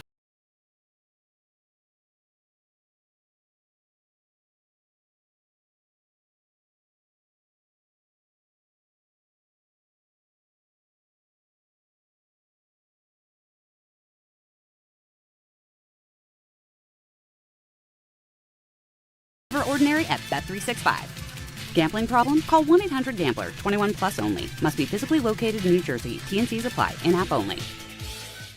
Actual price will depend on product and subscription plan. Featured products are compounded drug products, which the FDA does not approve or verify for safety, effectiveness, or quality. Prescription products require an online consultation with a healthcare provider who will determine if appropriate. See website for details, restrictions, and important safety information. Want a boost in and out of the bedroom? Hims has you covered. Introducing a new 2-in-1 approach to level up your game. Tadalafil for better bedroom performance and zinc for testosterone support. Put it all together and you've got what you need to turn things all the way up. Getting started is simple. Just go to hims.com/joy to start your free online visit. Through Hims, you can access ED treatments including pills, chews, and more. 100% online. No office visits, no pharmacy lines. Just fill out a simple intake form and a licensed medical provider will determine if treatment's right for you. If prescribed, it ships free and discreetly to your door. Find affordable treatment options at up to 95% less than brand names at hims.com/joy. That's hims.com/joy, HIMS.com/JOY. And now let's take a look at the traffic with Brandy Scott. Thanks so much, guys. Can't catch a break today on the belts in Brooklyn. A new crash westbound, left lane out by Pennsylvania Avenue. You're pretty much at a standstill from JFK and Queens. Packed ride on the Staten Island Expressway westbound, heading over to the West Shore. Long line of brake lights there from the Verrazano on through. Definitely your worst ride to the outbound George Cross Bronx westbound. Slam from the Bruckner through to underneath the apartments. Adding to the delays, a crash in the right lane over by the Sheridan. Inbound Georgia about 10 to 15 for the upper deck. Outbound Lincoln, your best ride at 15 to 20. Outbound Hung, going to run you 30 to 40, all because of a crash on the outbound Skyway by the Tunnelly Circle. This report is sponsored by the New York City Department of Transportation. Speeding ruins lives. Drivers, watch out for pedestrians and cyclists and slow your turns to less than 5 miles an hour. I'm Brandy Scott on 880 ESPN New York. Caffeine doesn't have to be bitter or boring anymore. 5-Hour Energy shots are bringing the flavor and the energy. One of my personal favorites, Strawberry Banana, is giving smoothie vibes in a compact caffeinated shot. Whether you like your energy sour, fruity, or tropical, with 17 flavors, there's something for you. And yeah, it's got as much caffeine as a 12-ounce coffee, but zero sugar and no crash. Big flavor, tiny bottle, tasty caffeine done right. You can grab yours in store or hit up 5hourenergy.com or order on Amazon today. Your ambition just met its match with Robinhood. Trade stocks and ETFs, options, futures, and crypto all on one platform. Get started today at Robinhood.com/yourmoney. Your money, your move. All investments involve risk, including loss of principal. Options, futures, and crypto trading carry significant risk and may not suit all investors. Securities offered through Robinhood Financial LLC, member SIPC. Futures trading is offered by Robinhood Derivatives LLC, not FDIC or SIPC protected. Crypto offered through Robinhood Crypto LLC, NMLS ID 1702840, not FDIC or SIPC protected. Portfolio management offered by Robinhood Strategies, an SEC registered advisor. Sometimes you just can't take it anymore. You're done. I'm done. This is Let's Talk About It Tuesday. And it's a really this idiot with Don, Hahn, and Rosenberg. Sponsored by BetterHelp. I mean, I truly am a lunatic. The hang up on this idiot is really as aggressive as can be. In that moment, it made sense. So yeah, if you heard the call, you'd understand where I was coming from. Yeah. Welcome to Talk About It Tuesday. Don, Hahn, and Rosenberg, ESPN New York. Either listening to us on the ESPN New York app, perhaps it's 880, or you're watching us on YouTube, on the ESPN New York YouTube channel. Don in Toronto. I'm here in the studio. Don, you want to set things off, or you want me to? No, why don't you go ahead? All right. Well, the first thing I want to talk about is not sports related, but That's okay. It needs to. We have some sports to get to in here as well. But I know a lot of people have been watching this Ed Gein Monster on Netflix. Okay. And now Monster is a series of shows done by Ryan Murphy with a different subject matter each time. You know, like usually a murder of some sort. These are all horrible, grisly things. Mm. Don, I watched this show. Not only is it just ridiculous as it goes on, to where by the end you're just like, I'm like clutching my pearls. I'm like, I can't believe I'm watching this filth. It's just like truly gross and horrible. Not only that, you then find out it's like completely made up. I mean, there's so little resembling the facts of this guy's story. Like one of the main subjects that they get into on this, that Ed Gein, this murderer, was also sort of obsessed with dressing up in women's clothing and all this sort of sexual stuff attached to it. When you then dig into it and hear from experts, if you feel like doing this because you're curious, none of this is known about him. It's all just freaky-ass Ryan Murphy making it up. Like, it's really, really weird and not accurate at all. And he has a history of doing this. He did this with the Dahmer one, too. Just completely add stuff to the story. And, Don, it's almost like shocking that it's legal, that you can say something is based on a real person and give their name. And granted, right. I'm not sitting here worried about the reputation of a known murderer, okay? I understand. But for some historical accuracy, it doesn't matter at all. He just keeps making these specials, and because we are just freaks as a society, we keep gobbling them up and wanting to watch about murderers, myself included. And not only are you watching filth, it's completely inaccurate filth. Peter, I don't think you worry about the accuracy because of the reputation of the subject. You just want to know what's real and what's not, because you're going to run around and tell people, I saw this story and it's true and all these things happen, and then lies are being told. Okay, you know what I was thinking of when you were saying this? What's that? The movie JFK, which I enjoy, but Oliver Stone took a lot of liberties in that movie. And it's really difficult to tell, all right, where was it theater and where was it fact? It's an event that took place, but he took some liberties there, man. And now in the wash, you don't know what was real and what wasn't, unless you do the work, and who the hell wants to do the work? And no one's doing the work. And there's so much in here that's just so weird. And it starts out pretty good. And it gets you like, oh, wow, this guy's creepy. Oh, my God. This is the guy who Texas Chainsaw Massacre is based on. This is what Psycho's based on. I mean, this guy's like America's earliest imagination around psycho murderers is kind of based on this guy. But then the show about the guy is just complete, to bring back Woody Johnson, gobbledygook. It's nothing. It's crap. And this guy has made so many big things. It's crazy. And I guess, you know what it is? I think it's just that people stylistically like Ryan Murphy. His style is interesting. Whether you watched the Versace one, or American Horror Story, or the Menendez brothers, or Aaron Hernandez. All of these things have like things, or Dahmer, they all have things about them that make you want to watch. But then as you keep watching, you're like, at some point you go, but this is made up. You know, and I have to say, I'm out of bounds for saying this because I'm not gay. If I'm gay, I don't know that I love Ryan Murphy turning every single story, it seems, into like a gay or trans thing. Like, it's a little bit, I don't know. If I'm the gay community, and maybe I can put a call in if they want advice from just a hetero Jew. I'm here to offer them that advice. Because I know Ryan Murphy's gay, and I know he's, a beloved and appreciated film guy. But every story, I got to tell you, he's out here making gay people look nuts over and over again. And I'm like, what kind of representation is this? So anyways, that's my talk about it. Ryan Murphy and the Ed Gein story. Don? Well, I touched on it earlier in the show, and in case you're just joining us and didn't hear me complain about me missing my flight yesterday, because I went and got my passport renewed. And I was told by people, get the card. Because they're going to offer you, it's like, I think it was like $50 to renew the passport book, and then an additional $10 to get the card. And I'm thinking, oh, what's the card for? Oh, when you travel to Canada or you go to the Caribbean or you go down to Mexico, the card will get you there. You only would need the book for if you go to Ireland or like Peter did go to Perth.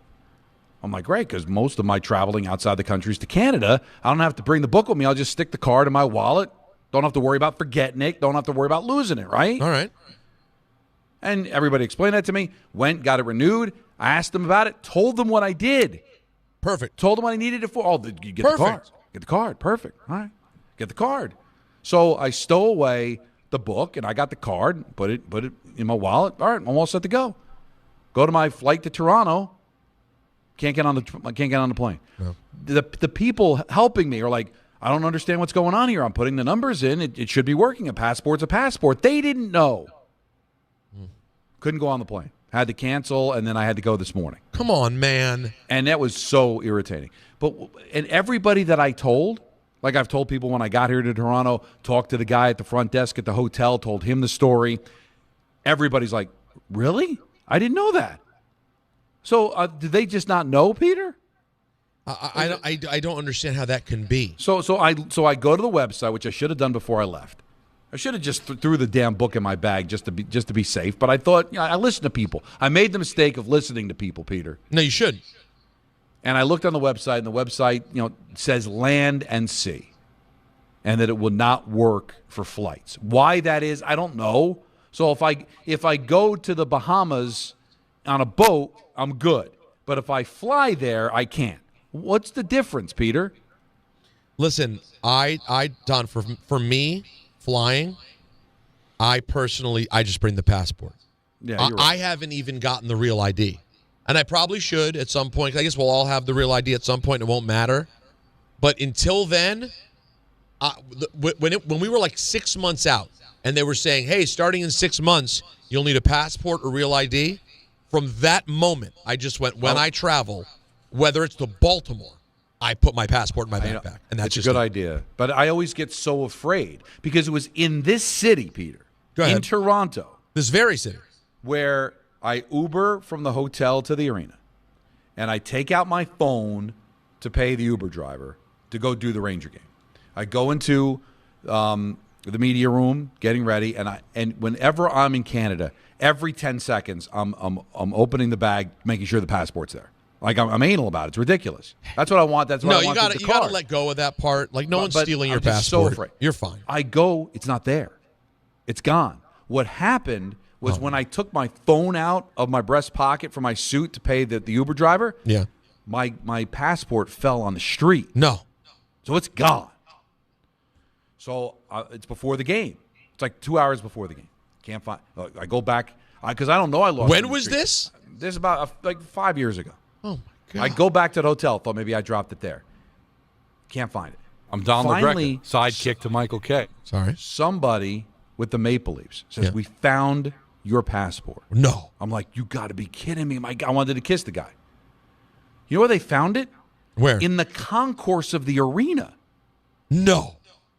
Somebody found it in the concourse. How did it end up in the concourse? The only thing I can think of is that somebody must have found it on the street that was going to the game, went into the arena, couldn't find anybody of importance to give it to, and just threw it back on the ground. But why would it have ended up there? Like, did you run up and down the steps or anything? No, I did not.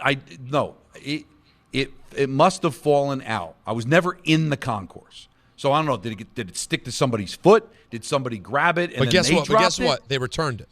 But finally somebody found it and returned it. I and love these people. So that now, forget it, Peter. I'm checking every 2 seconds. So that's why I wanted to use the card, because I wanted to get that out of my life. Just have it in my wallet. So the passport card thing would be if you're driving to Toronto. Right. And see, that's what I got. I don't want to throw anybody under the bus. If I got my passport renewed in Detroit, then maybe you don't have to explain it to me, because Windsor's right across the river. Right. And that people might be driving to Canada. But when I get it in central Jersey, am I going to be commuting constantly by car into Canada? When I'm explaining, I'm going to be doing Devil games this year. I'm going to be traveling to Canada. Do they think I'm getting on a bus to go to Calgary? It's a bad job by someone. But again, I don't want to throw these people under the bus, but so many people did not know this. There must have been some kind of breakdown in communication, that the person that told me this must have truly believed that I can get on a plane with this card. And I was just, Peter, it's so stressful to travel to begin with. No, when you remember, I told you my story of when I wanted to come home that time when Natalie was pregnant and I couldn't make it back. I booked a flight on the wrong day. Yes. They had told me, they sent me new flights, and it didn't say in bold print, like, hey, by the way, this is for tomorrow. Yeah. So I just that time's only an hour different. I'll take it. And I get there and they go, sorry, you're not on the flight today. It's a feeling when you're at the airport and you're told you simply cannot go where you need to go. You want to cry. You feel completely powerless. It's a brutal feeling. And it's not like I can just go to the parking lot, get back into my car, and drive home. Now it's, a $100 cab ride. Remember the days where I remember being in the city and seeing on the side of a cab in Manhattan. Yeah, how much? Like $50 to JFK. That's over now. Oh my God, 50? It's like now it's like 100. Oh no, Don, let me tell you right. I'm going to look right now just for fun. I'm going on Uber. If I were my prediction is 160. If you got a cab outside of the building you're in right now, I'm looking to go to JFK, it's going to cost you $100. If I take an Uber X, that's the cheapest one possible, 117 at this moment. Oh my God. You want an Uber Black, 156. Forget it. That's crazy time. Now, listen, you want to get upset, guys? Talk about it Tuesday? Yes. I wonder how Knicks fans feel about hearing this from Brian Windhorst. Let me point out the bombshell report that our Shams Charania put out there a few weeks ago. You know that Giannis basically said he wanted to be a Knick. The Knicks have been waiting for 15 years to get somebody to say they want to be a Knick. Nobody denied that report. Those talks happened. The Knicks were in position to get Giannis, and they didn't get him, either because they didn't offer enough, because they believe in this team, which is a totally acceptable answer. They may have the best team. If the Knicks could have had Giannis under a certain set of circumstances, but because of what they invested in this team and their belief in this team, right, and not necessarily in that order, it could be the belief first. If they don't have him. How does that make you feel, Don?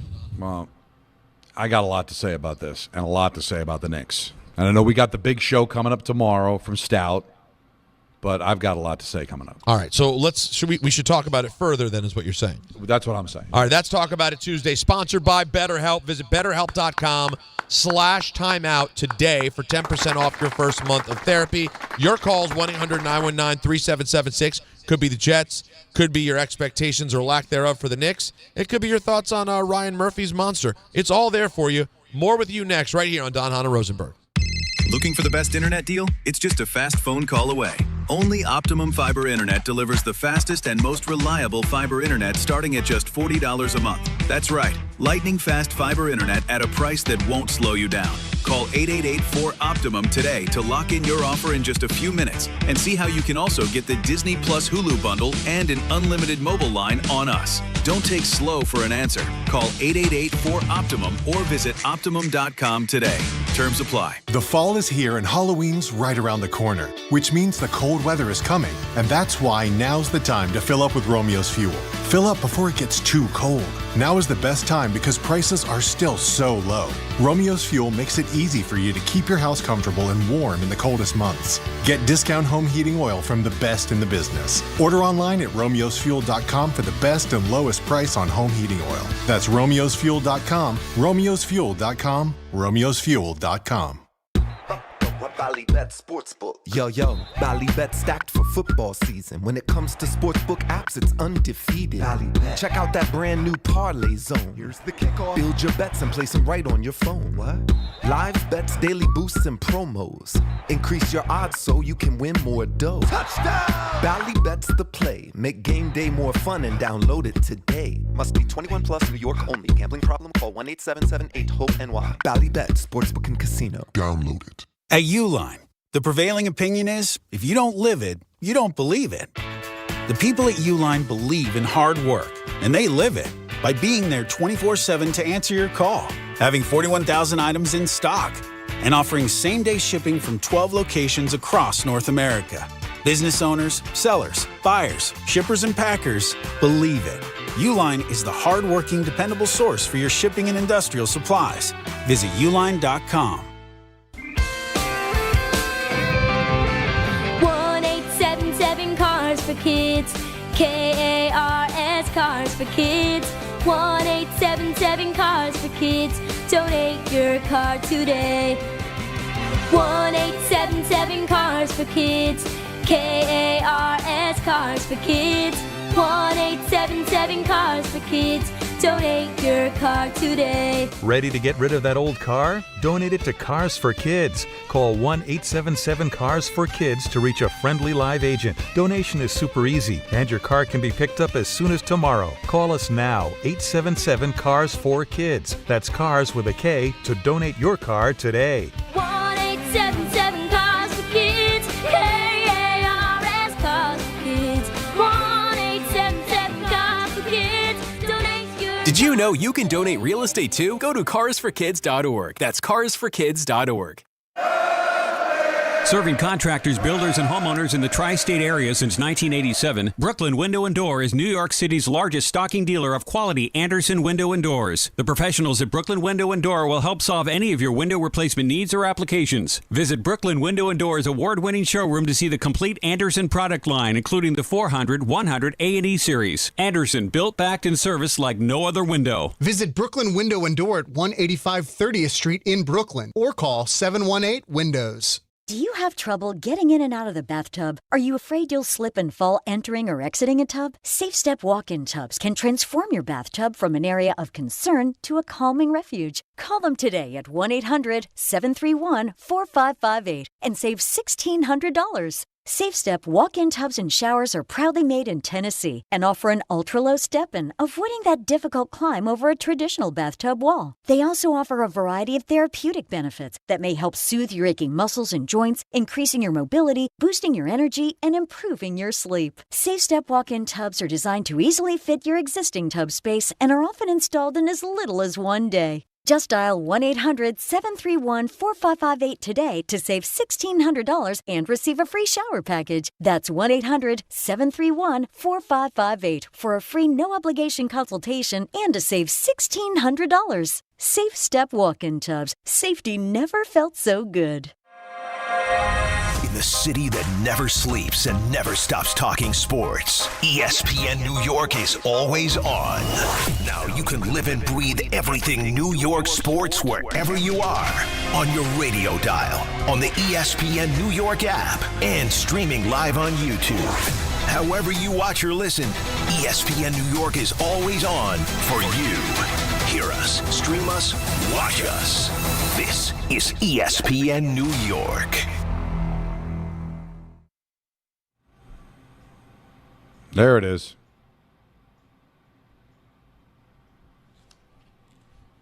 I do like this song. You know the song? Is this the Springsteen one? Yeah. I think it's on, what was the album in 84? The one before, Born in the USA. Oh, the Born in the USA. Yeah, I believe it's on that album. Don't hold me to that. I'm not the biggest Springsteen guy. I mean, I appreciate him being a guy from Jersey, but that's one of the songs that I like. I understand, Don, because I like I like Springsteen the man, and I enjoy some of his songs, but I'm not like a Springsteen guy. I'm more of a Billy Joel guy. That is surprising. I think personality-wise, people would think you'd be more Springsteen. I don't know why you say that, because I'm from Jersey? No, because working class guy? Yeah, working class guy. You know, Billy Joel, God bless him. I'm much more of a Billy Joel guy. I celebrate his whole catalog. Right. But it is more like Long Island Girl, drunk sing-along dumb than Springsteen. And I say that as someone who loves Billy Joel. Springsteen has a little bit more like grit, if you will. It's not even about just the songs. I know. Listen, you don't have to tell me I love. It's not a fan of the vibe or whatever. It's just that I've just listened to the song. I like the songs. I like more Billy Joel songs than Bruce Springsteen. Me too. Now listen, like I've said many times, Billy Joel's biggest hits often irritate me. Like he is maybe the all-time best example of why you hate an artist's biggest singles. I have almost no use for all of his biggest songs, except for, She's Always a Woman to Me. Right. She's Always a Woman, fantastic. But like Piano Man, fine, whatever. I don't really feel like hearing it very often. Uptown Girl, forget about it. I'll go to the bathroom. Most of the 80s, Billy, I can do without. That's why it was so funny to me in Step Brothers. When they say only 80s Joel. Yeah, because I'm not a big fan of the 80s Joel. See, I have my moments that I enjoy from 80s Joel, but it would surprise you. It's like and listen, I get it's technically it's the 80s, but like Glass House is like 1980. That I love. But if you start getting into the mid 80s, Billy Joel, you've got no use. See, even Uptown Girl. No, that's just tough. So hold on, let me real quick because it's the end of the hour. For God's sake, you don't know that. So to me, 52nd Street's his best album probably, and that's 78, and I love it. I would concur. It's fantastic. 80s Glass Houses, and no Glass Houses. He's still completely in the bag. You can't even count it. He's got You May Be Right is on here. Don't Ask Me Why. Still Rock and Roll. Terrific. Sleeping with the Television On. He's rolling. Then Songs in the Attic is a live album in 81. Nylon Curtain 82. See, this still has 80s Joel that I enjoy. Yes. It's got Allentown.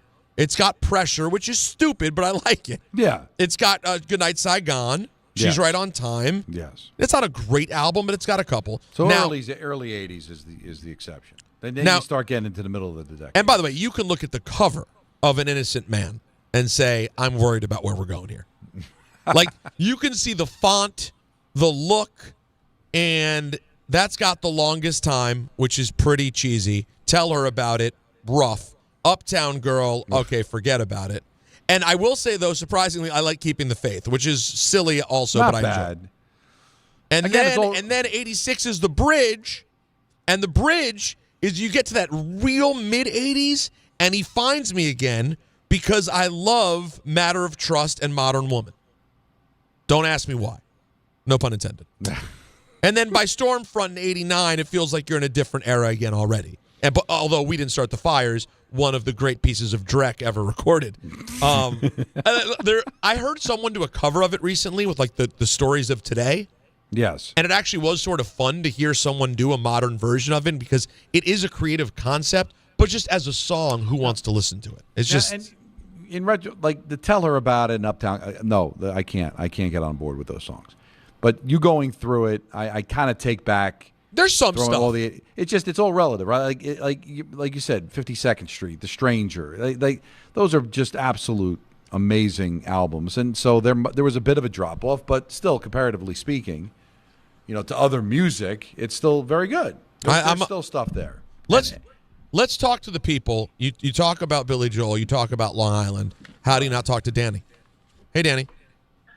Big Billy Joel, man. I think I see him in concert about 3 times in the 70s. I tell you, my favorite songs, though, I'm a history buff, is that, between Down East or Alexa, Allentown, Goodnight Saigon, Yeah. And even that history lesson. So, I mean, can anybody he made a song about the Vietnam War, which will just drive you to tears. Down East or Alexa about the Long Island fishing industry. It's just a tremendous song about it. No, he knows how to tap in. Like you're in a boat casting off a line, for God's sake. Yeah, no, I mean, and he can even do it. What makes him special is he can even get into stuff. Obviously, like he wasn't in Vietnam. He didn't come from a steel town in Pennsylvania, but he knows how to do it. Yeah, that's what makes him special. But he goes into the lyrics and he finds terms, even in Down East or Alexa, that are nautical. He just he talked to people. That's why if you look at the video for Good Night Saigon, he's got veterans on stage. He did the work, which you appreciate. Now I'm going to go with the let's talk about it. Something a little lighter than Peter's macabre gay death bloodbath documentaries. By the way, Peter, one of the great documentary filmmakers of the 20th century, who shall be nameless, unless you want me to say it, made a documentary about a very famous New York City crime where he just left out things that he didn't fit his agenda. So anytime you're watching anything, it's been done by somebody that it has something to tell you. That's all I'm going to say. Well, yeah, of course, nothing's done from a neutral standpoint. It's just how far do you go in adding things that can be like artistic design, right? That's what they call it. That's right. Now listen, let's talk about something much lighter. We're 8 weeks in. I think it's time to reshuffle the tables. And is Jaden Daniels at table one anymore, Peter? Well, you have to include injury, and because of that, I can't. This year if this is what the year turns out to be, he plays well, he gets hurt. He plays well, he gets hurt. He ends up with numbers that are not sexy at the end of the year. Yeah. I guess I'd have to drop him off, Danny. What can I do? And what do you do with Hurts? I agree with you because being available is Joe Burrow now. Like the guys who say what you want about A-Rod, he's always there. Mahomes, who by the way is not at a table, as I said at the beginning of the season, he's on a dais by himself. Yeah, it's fair. With that big throne, possibly a goblet. He's and right. Got 2 or 3 waiters just dealing with him alone. Yeah, you're not wrong. He's hovering over everybody else. Yeah. What do you do with everybody else? Peter, what do you do with Hurts? Because is Hurts at that table? I know. Well, by the way, but I put him up I put Hurts on the table. You put Hurts and Daniel up there, and I wonder if they right now, 7 weeks in, whether that's teetering. Now, listen, I don't want to kill a kid for getting hurt. I mean, he's still a great quarterback, but listen, when availability is a big key. When he's played, he looks like the guy I expected him to be, but he also hasn't developed through the season the way he should because he's been hurt for half the year practically. Yeah. So I do want to look at Hurts numbers, though. I'm glad you brought that up. Hurts is up to 1,500 yards, 11 touchdowns, 1 interception. Yeah, I feel good about Hurts sitting there, buddy. He put up, over 303 touchdowns the other day? Yeah, well, that was the big bounce back, right?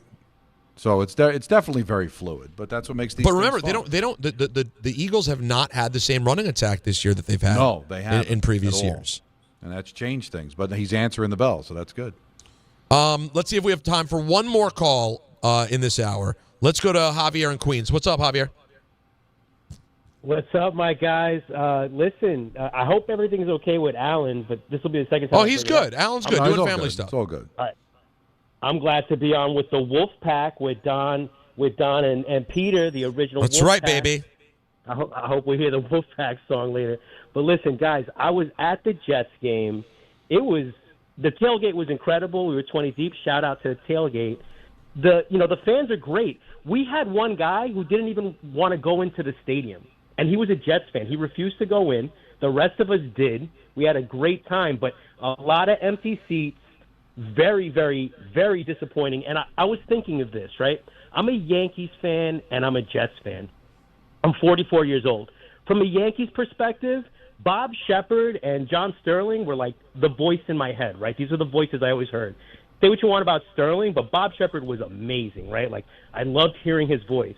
The voice that I've heard my whole life for the Jets has been Rich Cimini, and he sounds like the downtrodden guy from The Simpsons, Gil, who's always down on his luck. No, yeah. That's what the Jets have done to Rich Cimini. Like, I'm speechless at the 0-7. Like, it was off. It was such a terrible game to watch, and I have no answers.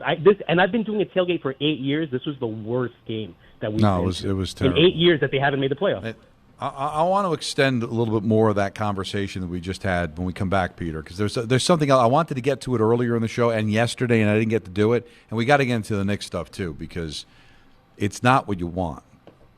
I know. We teased it a bit. We'll get into it more because the feelings around the Knicks right now, with a season starting tomorrow that we all thought was going to be the beginning of something special, not off to a great start. So we'll do that next. Plus, the phone line's been jammed all day. We'll keep talking to you about the Woody Johnson of it all. It's all happening. It's Don, Hahn, and Rosenberg on ESPN New York.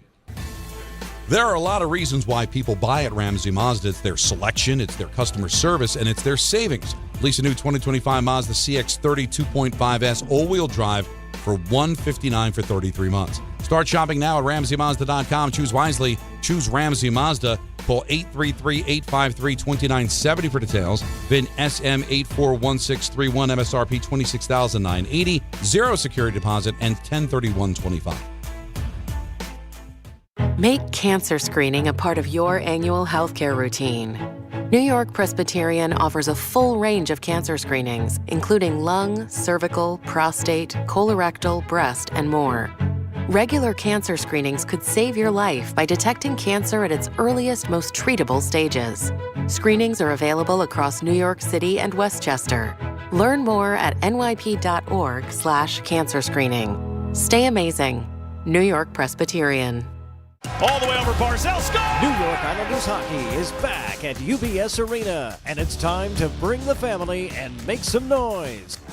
With more afternoon games this season, the Islanders have special kids-themed games and activities for young fans. Play games pregame at the park and head inside for fun on the concourse and on the ice. Tickets for the 2025-26 season are on sale now. Get your tickets at NewYorkIslanders.com.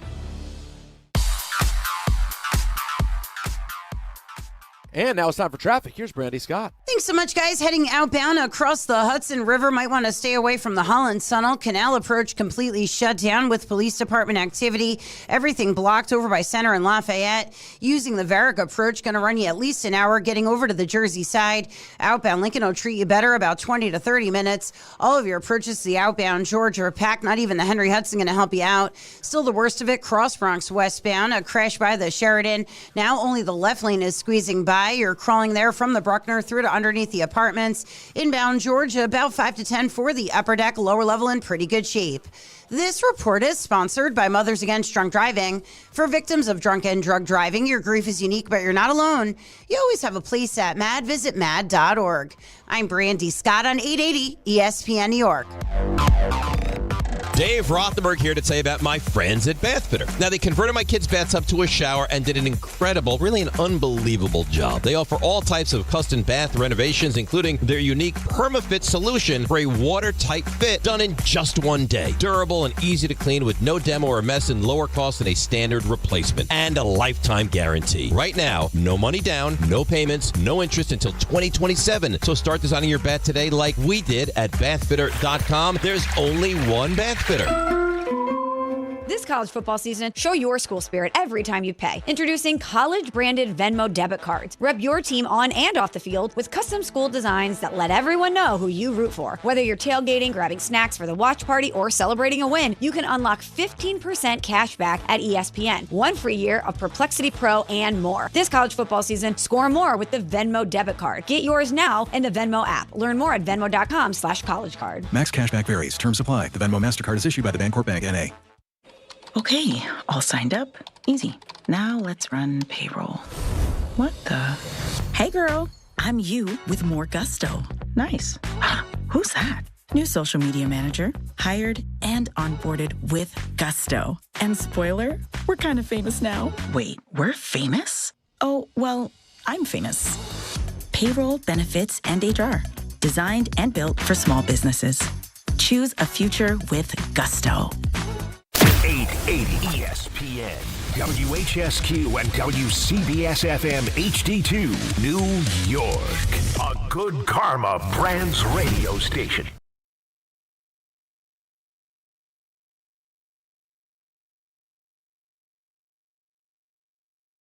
Me and Brown are just talking about real life in here, man. Oh, no. Is everything all right? No, everything's fine. We're just talking about how generally hard life is.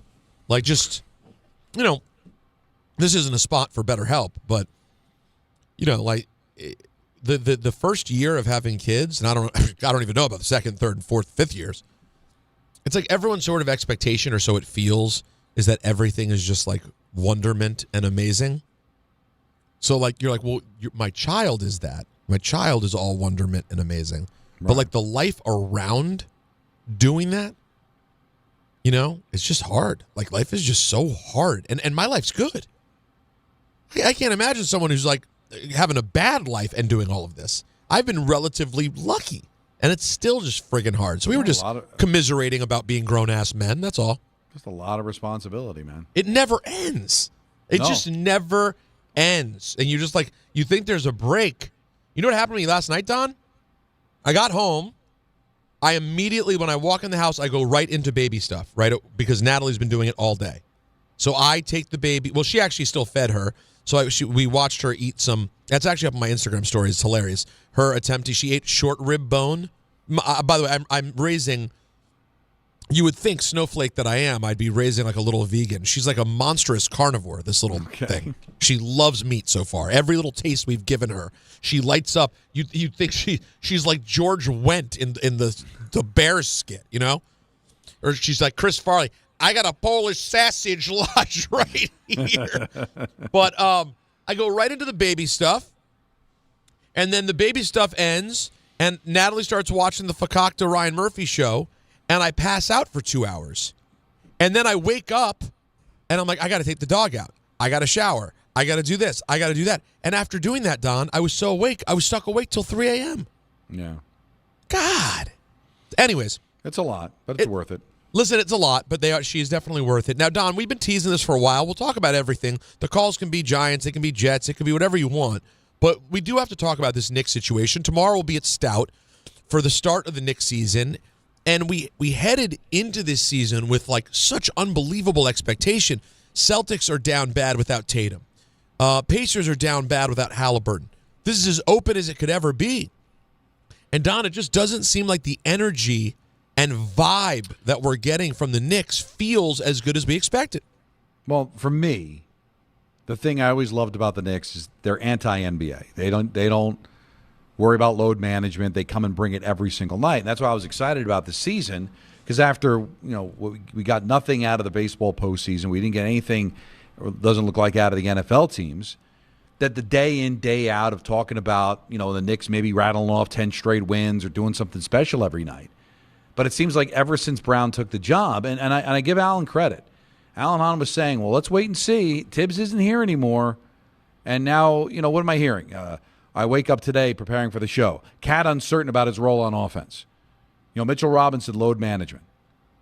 This is not what you want. I don't think – are we going to see a season, Peter, where they're just playing with their food during the regular year, waiting to pounce in the postseason? Because let's be honest, this is a talented team. But the reason we got so pumped for this year was because of what happened to Boston, what happened to Indiana. It wasn't so much that they rose, but the other teams sunk. We don't buy into Cleveland. We saw it in the postseason. They're banged up. So there's that. And then there's, all right, well, they wanted Giannis. They didn't get him. It just feels like what's supposed to be a fun start to the season. I'm just hearing a bunch of meh. I'm hearing almost setting us up for, hey, let's relax. Yeah, let's see. It may not be. It's going to be fun, but let's see. New coach. And that's not what I was really hoping for this season at all. But can I also ask the question, what really got better about this team?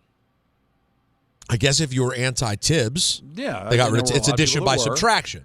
But I wasn't anti-Tibbs. I thought he got the most out of this team. So if you're anti-Tibbs, okay. And then the Celtics and Pacers got worse. But, like, that's it. Who did the Knicks add that we're supposed to be like, oh, but this year we got? No. It was all based on the Celtics losing Tatum, Indiana losing Halliburton, Cleveland being banged up and maybe not being all that from last year, Detroit and Orlando better, but not better than Knicks. So it wasn't so much they rose as everybody else kind of sank. And everybody's got them as the favorite. And they still may come out of the East, and I'm not worried about that, Peter, because I think they're too good of a team to not make a run. Because who's better? Like, who's definitively better than the Knicks in the Eastern Conference? But I just thought that this season was going to be special. People calling out, can they win 60 games? It sounds like they may not want to win 60 games. No, listen. I will. Let's look at the glass half full for a second. Okay. Maybe they do have belief in what they can be come May and June. They just really know it's going to be a process, and that's how they plan on getting there, is sort of a slow build. And they feel that they're afforded that luxury because of the lack of strength at the top of the conference. Right. So they think, hey, Cat's day-to-day. Of course, Robinson seems like he's always day-to-day. Josh Hart not feeling great. OG's not feeling great. Now, Hart and Robinson are officially out tomorrow. Yeah, Ian Begley's reporting Mitchell Robinson with the left ankle and Josh Hart with the lumbar spasms. I hate when what the F? Yeah, all of those things. And going up against a good Cleveland team, I'm not saying a loss is the end of the world, but that's not what I want to talk about on Thursday. Is the Knicks losing their first game of this great season at home? And by the way, it's very on the table. Well, why not? I mean, Cleveland's a very good basketball team. So, listen. Oh God, I was about to give a take, but my take about you never know what the Celtics might do, because the Celtics are coached by a head coach who just cares deeply about winning and is going to find a way. But when you look at the Celtics depth chart, it doesn't look dead sexy. I'm sorry. Respectfully to Sam Hauser, I'm not blown away by what I see from the Celtics. But they will play hard, and they will still have Jaylen Brown. Now, the Pacers are obviously going to be a completely different team minus Halliburton, but I could also see them not being terrible. And then, of course, we saw what Detroit was becoming, right? Like, you never know when Atlanta has their bounce-back year, or when Miami all of a sudden becomes Miami, or Toronto. Some people think Philadelphia is going to finally. This is the same way that they're licking their chops in New York, or were. A lot of people are licking their chops at having a healthy Joel Embiid and Tyrese Maxey to start the year in Philadelphia, and are thinking, Don, the Knicks, this is the year that Sixers are supposed to win the East. Well, before we all start to think we got it figured out, let's remember a year ago when we were talking about the beginning of the NBA season. It was the Knicks and the Celtics. Conference final or bust. Knicks and Celtics. Next thing you know, Cleveland's the best team. And the team that ousted you is Indiana. Nobody had that on their bingo card at all. So what's going to be the story this year? Is it going to be Detroit with the surprise season? Is it going to be all of a sudden having to find a way to get through Orlando? Is this the year Miami finally puts it together? Again, did you have Cleveland and Indiana? Cleveland the 1 seed in the regular season, and Indiana the team that stopped you from going to the NBA Finals? No. So what's the surprise up our sleeve? The one thing that you're hearing, though, Peter, and this is all fun, and it should be great in the Eastern Conference, it doesn't feel like anybody's going to beat the Thunder. They seem like they're better than they were last year, and last year they were a 60-win team. I know. And boy, by the way, would that not be sexy. Well, when does it become sexy, though? Because they're not. I know that because of the proximity to San Antonio, it feels like the Spurs. But could they be more? If they became a dynasty, aren't there enough personalities there with an electric building that could be at least a little bit more fun than San Antonio? Yeah. I'm not willing to say that, and I will say, San Antonio could get spicy this year too. Oh, well, I'm just talking about the San Antonio. No, I know, but I'm saying separately from that. I think also there's a chance San Antonio gets pretty fun as well. Well, that's the thing, is that the feeling seems to be, and you correct me if I'm wrong, that if the Thunder are beaten, it'll probably be by somebody else in the West, not somebody in the East. And whether it's Denver, whether it's Houston. I think San Antonio, who's reportedly in on the Giannis sweepstakes as well, and Wembayama, who this year I think everyone seems to think will take the step to MVP potentially. Well, it's year 3, right? That's right. And now he has De'Aaron Fox for a whole season whenever De'Aaron Fox comes back. That's interesting. Will Dallas now take a step forward? God, there's so many loaded teams in the West, right? Houston, Dallas. Oh, where's Minnesota now? They went to the conference final last year. Exactly. San Antonio's on the like. There's so many good teams in the East. It doesn't feel like it's that's the point. It's the Knicks are good, but it wasn't like a major transaction. It's just that they are in the right conference. But there's always somebody we're not talking about that's going to end up being way better than we thought. And that's the history of the Knicks, right? Is that there always ends up being somebody else. You focus on the Bulls, and then here comes Indiana. You focus on this team, Boston, and it's Indiana again. Who's going to be the team that's going to stand in the way this time? By the way, interesting post here from Howie Rose. Really? Not about anything that we're talking about, but I found it interesting. He reposted a post about MetLife Stadium that says about the Jets, we have only 2 winning seasons since this monstrosity was built. And it's a picture of MetLife looking disgusting. Mm-hmm. And Howie Rose wrote, full disclosure, I've never been there. Never heard one good thing about that place from a Giant Jet fan or anyone who's been there for any reason. Seriously, no one. I've known Howie for a long time. I wouldn't say that we're close, but we've worked together, and I know him, and I worked with him for years. I think I heard him once say he was a Giant fan, but I don't think he's a football guy. And he's a Long Island guy that's living in Florida during the offseason. I would be shocked if he ever was in MetLife Stadium. And by the way, I'm here to reaffirm, he's correct. It's horrible. I don't understand how 2 NFL teams can pay for a stadium and get it that wrong. And the whole reason for it is because they just could never come up with something, man. Like, I understand if it's Giant Stadium, it would look one way. If it's a Jet Stadium, it would look like another. Like, but you look at what's in Minnesota and Atlanta and Dallas. Like, it's fantastic how great their buildings are, and this one is just nothing special. It's not aesthetically pleasing. No. I mean, the concourses are bigger than the old place, and there's some amenities, things that most people can't get, like the green room where Adam Sandler hangs out when he goes to a Jet game. Not exactly something that the common folk get a chance to appreciate. It takes just as long to get out of there. It's a nightmare. There's nothing ridiculous. It's not that you can't there's nothing that makes it specifically horrible. There's just nothing that makes it specifically good. That's how I would describe it. It's for the amount of money that they put into it, that they did not get what they were looking for. But listen, it's not baseball or hockey or basketball where you want to try to make it entertaining for the fans because there's so many games. I mean, you would think if the product's entertaining, you could play on Mars. What does it matter? It's football, right? But still, when you see this is New York. And that you see what these other cities have been able to produce, it's ridiculous. Howie followed up. Wow, reading the comments, I knew it was unpopular, but apparently it's downright reviled. Yeah. Yeah, I would say it's right there. Especially, there's never been anybody. I mean, I have never met one person that likes the place. And then, of course, no good memories to go with it for the team.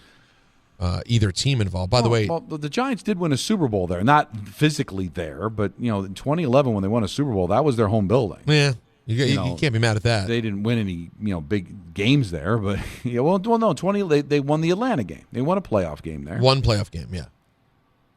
Wait, 07 they weren't there? No, the MetLife opened in 09, I think it was, or 2010. No, I think Citi Field and Yankee Stadium opened in 09. It was right around. Right, I believe it was I think it was 2010. I could be wrong. Yeah, 2010. So the Jets' first championship game season was at Giant Stadium, and then the next year they were at MetLife. But that's not why. And the Jets and Giants could have played each other in the Super Bowl 7 straight times there, and the building still sucks. TMZ reporting that friend of the K show, Bryant Gumbel's been hospitalized here in New York after some sort of medical emergency. So I want to hear that. Sending our love and thoughts out to the great Bryant Gumbel. Of course, his brother passed last year. I don't know about you, Don. Did you watch the tribute they did to Greg after he passed on CBS? Oh, yeah. I was like a wreck. I was like a puddle. He underappreciated. He was. Greg Gumbel was truly underappreciated. I don't know if it's because his brother loomed so large, or because he never had the I don't know. You know what I think it was, and I said this at the time, and I'll say it again right now. I think it's that Greg Gumbel was so good at doing his job as just being a broadcaster whose job was to make everyone else bigger, whether it was the game, whether it was the color analyst, whether it was the NCAA tournament and the people he had sitting next to him there. Don, I think he was so excellent that in a period where everything we do now in sports broadcasting is about being a loudmouth with an opinion, him being the exact opposite and being sort of everything that was right with sports broadcasting, I don't think it led to a lot of conversation. But when he passed and I revisited the amount of big things that he did, Super Bowls, the tournament, week to week, at the desk, in the booth, he did everything well. All sports, everything he did, he was fantastic. And, of course, Bryant Gumbel, who's more known, of course, on the interviewing side and hosting, but who's an absolute legend of the highest order. We're sending our best out to Bryant Gumbel. Yeah. Let's talk to the people. 1-800-919-3776. It's all on the table. We haven't done a lot of Giants today, Don. Joe's been hanging on for hours to talk about the Giants. What's up, Joe? Hey, what's going on? Never have I had my thunder stolen completely as I did with the interview with Booger. Every question, word for word. So sorry about that. I do want to say something about what you guys are saying about the Knicks, if I could. Sure. So the two pickups this offseason, Clarkson and Yabusele, if you remember from the Olympics.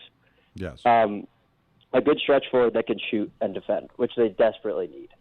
And as far as the excitement, or I don't know what people are looking for that are looking for more energy, the season starts tomorrow, and this team is not like an outspoken team in the media. They're funny, but they're pretty mellow people. So when you see them on the court, that's when it hits.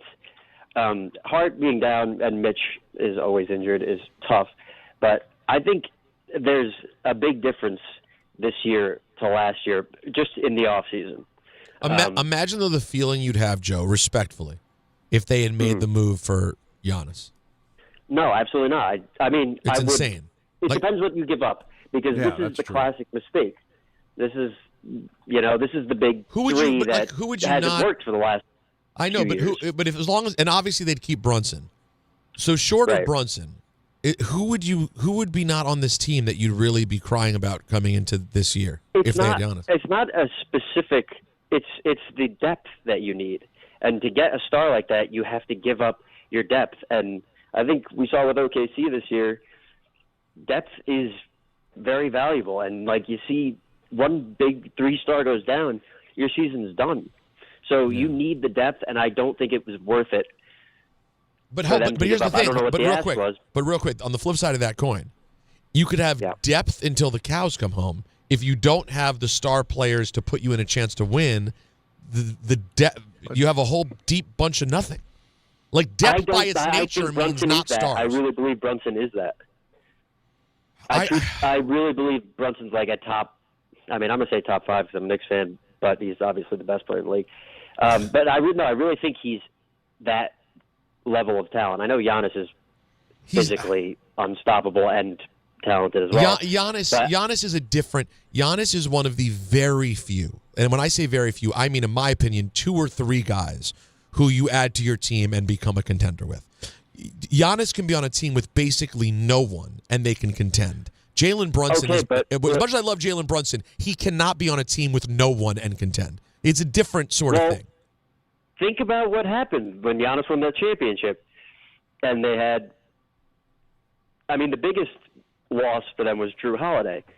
But they lost a lot of depth to get Dame Lillard. Yeah, that was. But the thing is, I know he was injured. But Dame Lillard, that was a mistake. I mean, that's not Dame is not Giannis. That's the thing. They had the Giannis. They didn't need to go chasing Dame. I don't know how we can criticize them not getting Giannis if we don't know what they would have to give up. No, it's more just fantasizing about what everybody but Brunson. Well, no, you can't do that.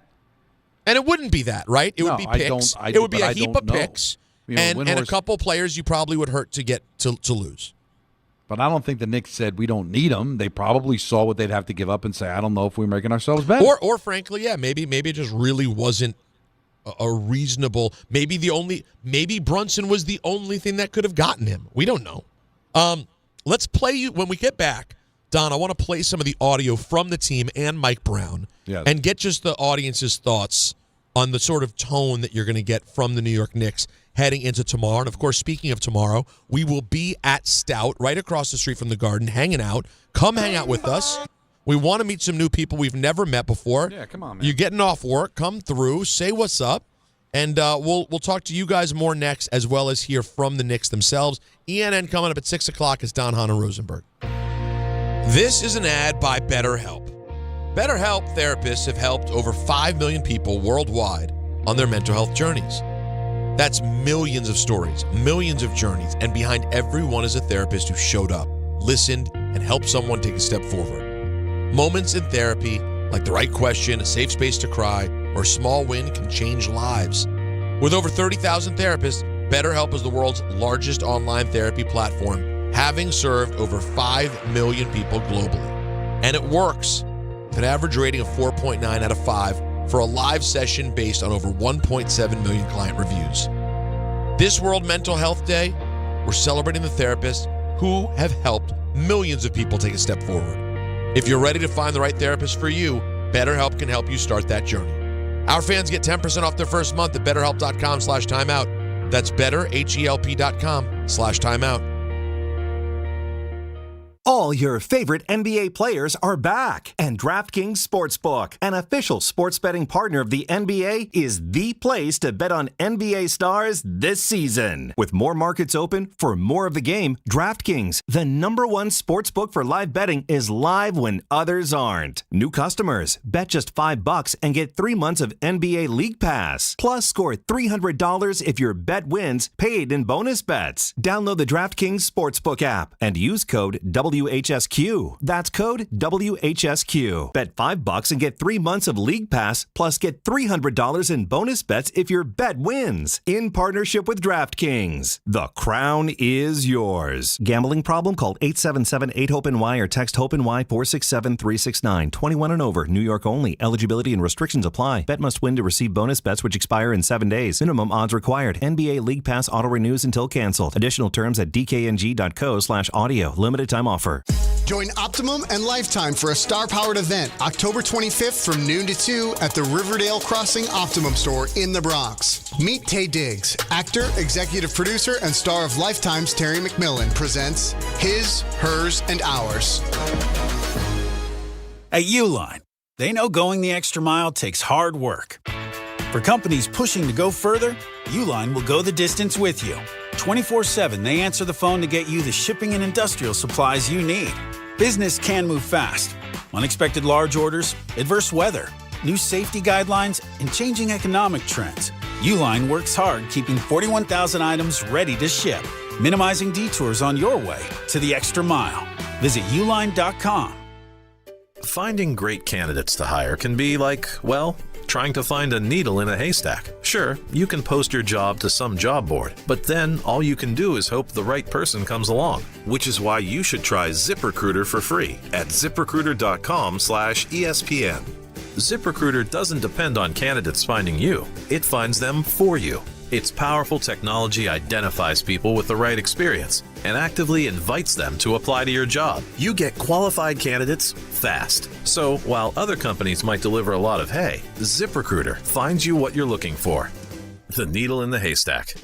See why 4 out of 5 employers who post a job on ZipRecruiter get a quality candidate within the first day. ZipRecruiter, the smartest way to hire. And right now, you can try ZipRecruiter for free. That's right, free. At ZipRecruiter.com/ESPN. That's ZipRecruiter.com/ESPN. ZipRecruiter.com/ESPN.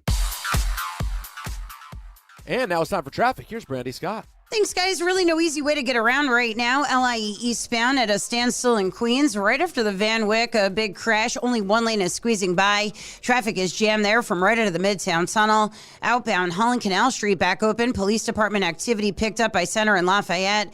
Damage is done. Going to run you over an hour getting onto the Jersey side. Outbound Lincoln picked up the slack. That's about a 20 to 30 minute wait. Best of it's the outbound George, Henry Hudson, and West Side Highway. Pockets of slowdowns there from the 50s on up. Inbound Georgia about 10 to 15 for the upper deck. Cross Bronx eastbound keeps you on the brakes. It's a crash by 3rd Avenue involving a box truck. This report is sponsored by the New York City Department of Transportation. Speeding ruins lives. Drivers, watch out for pedestrians and cyclists and slow your turns to less than 5 miles an hour. I'm Brandy Scott on 880 ESPN New York. Actual price will depend on product and subscription plan. Featured products are compounded drug products, which the FDA does not approve or verify for safety, effectiveness, or quality. Prescription products require an online consultation with a healthcare provider who will determine if appropriate. See website for details, restrictions, and important safety information. Want a boost in and out of the bedroom? Hims has you covered. Introducing a new 2-in-1 approach to level up your game. Tadalafil for better bedroom performance and zinc for testosterone support. Put it all together and you've got what you need to turn things all the way up. Getting started is simple. Just go to hims.com/joy to start your free online visit. Through Hims, you can access ED treatments including pills, chews, and more. 100% online. No office visits, no pharmacy lines. Just fill out a simple intake form and a licensed medical provider will determine if treatment's right for you. If prescribed, it ships free and discreetly to your door. Find affordable treatment options at up to 95% less than brand names at hims.com/joy. That's hims.com/joy, HIMS.com/JOY.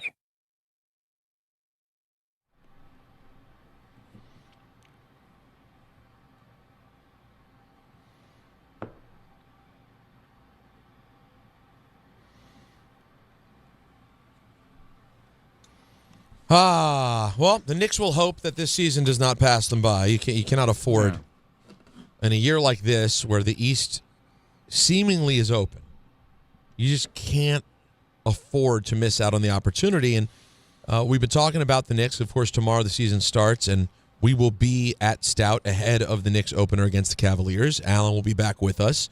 We'll have some special guests, including Monica McNutt. It's going to be a time. Let's hear from Jalen Brunson, Don. Okay. On high expectations for the Knicks. It doesn't mean it's not for me to worry about. My worry is practice. My worry is film. My worry is getting better every single day. I don't have time to think about what people say or think about us. Karl Anthony Towns on the Knicks being one of the teams likely to be in the finals. I'm not thinking about that. All that is looking at a crystal ball, hoping that things work out the way the crystal ball says. We got to get there. We got to take care of our job to even think about that. So stay in the present. Don't worry about all the chatter, all the noise outside. Just worry about what's in the locker room, what we know we got to accomplish, what we got to do, get better every day, and put ourselves in the best spot every single day to win and hopefully make those odds right. All right. A little bit of something there. There's nothing wrong with that. And the last caller we had was talking about their personality. I'm not. It has nothing to do with their personality. It has to do with just the general vibe around the team where it feels like they're kind of downplaying the expectations a little bit because with the new coach and there's going to have to be an adjustment and. Like I mentioned before, Cat's doesn't know his role in his offense. Already you're dealing with injuries with Hart and Mitch. And maybe it's just on us. Maybe we're just so longing to have a great sports story, Peter. And I was really anticipating this next season where it could be just a fun ride and callers asking, can they win north of 60 games and be the 1 seed? Alan was saying they need to be the 1 seed. They need to play important games at Madison Square Garden and not have to win big games on the road. And now it feels like maybe the regular season isn't going to get off to the start you're looking for. And you know how it is in New York. Expectations high, slow start. What's wrong with the Knicks? What's going on here? We overrated them. And what was supposed to be a fun story now turns into everything we've had in New York recently, and that is just a big disappointment. And I don't think that's fair, and I wouldn't want to have to see that. Here's Karl Anthony Towns on his potential in Mike Brown's offense. Honestly, I don't know. But we figuring it out. But honestly, I just don't know. It's just different. It's different. So we still figuring it out. Well, I don't want to hear that. I don't want to feel great.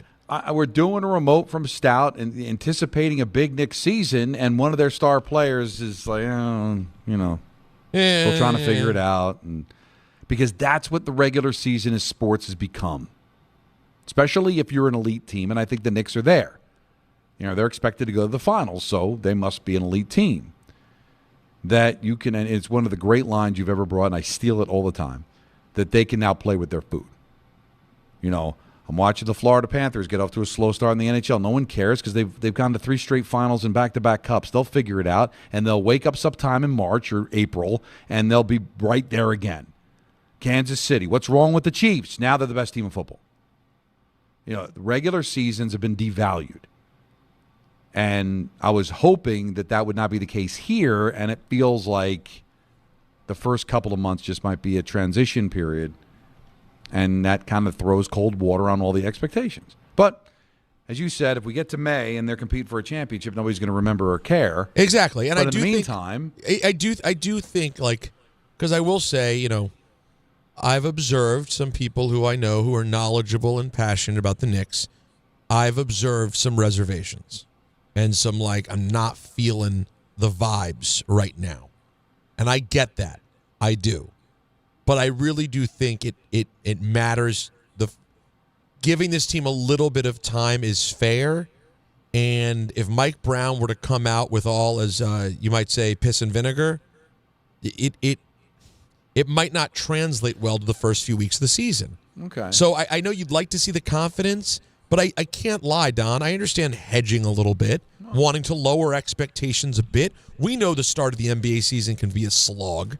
And you might be thinking, hey, I want to get through the first month 500, so by the All-Star break, I can be 10 games above 500.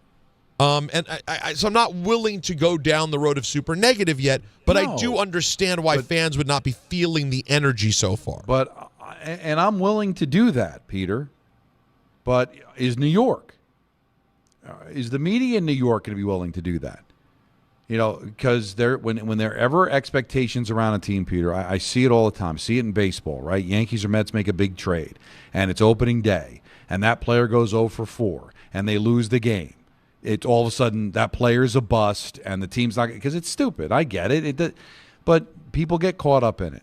And what's the conversation going to be Thursday at 3 o'clock if they lose to the Cavs? Shouldn't be a big deal. It's 1 of 82. But will it? And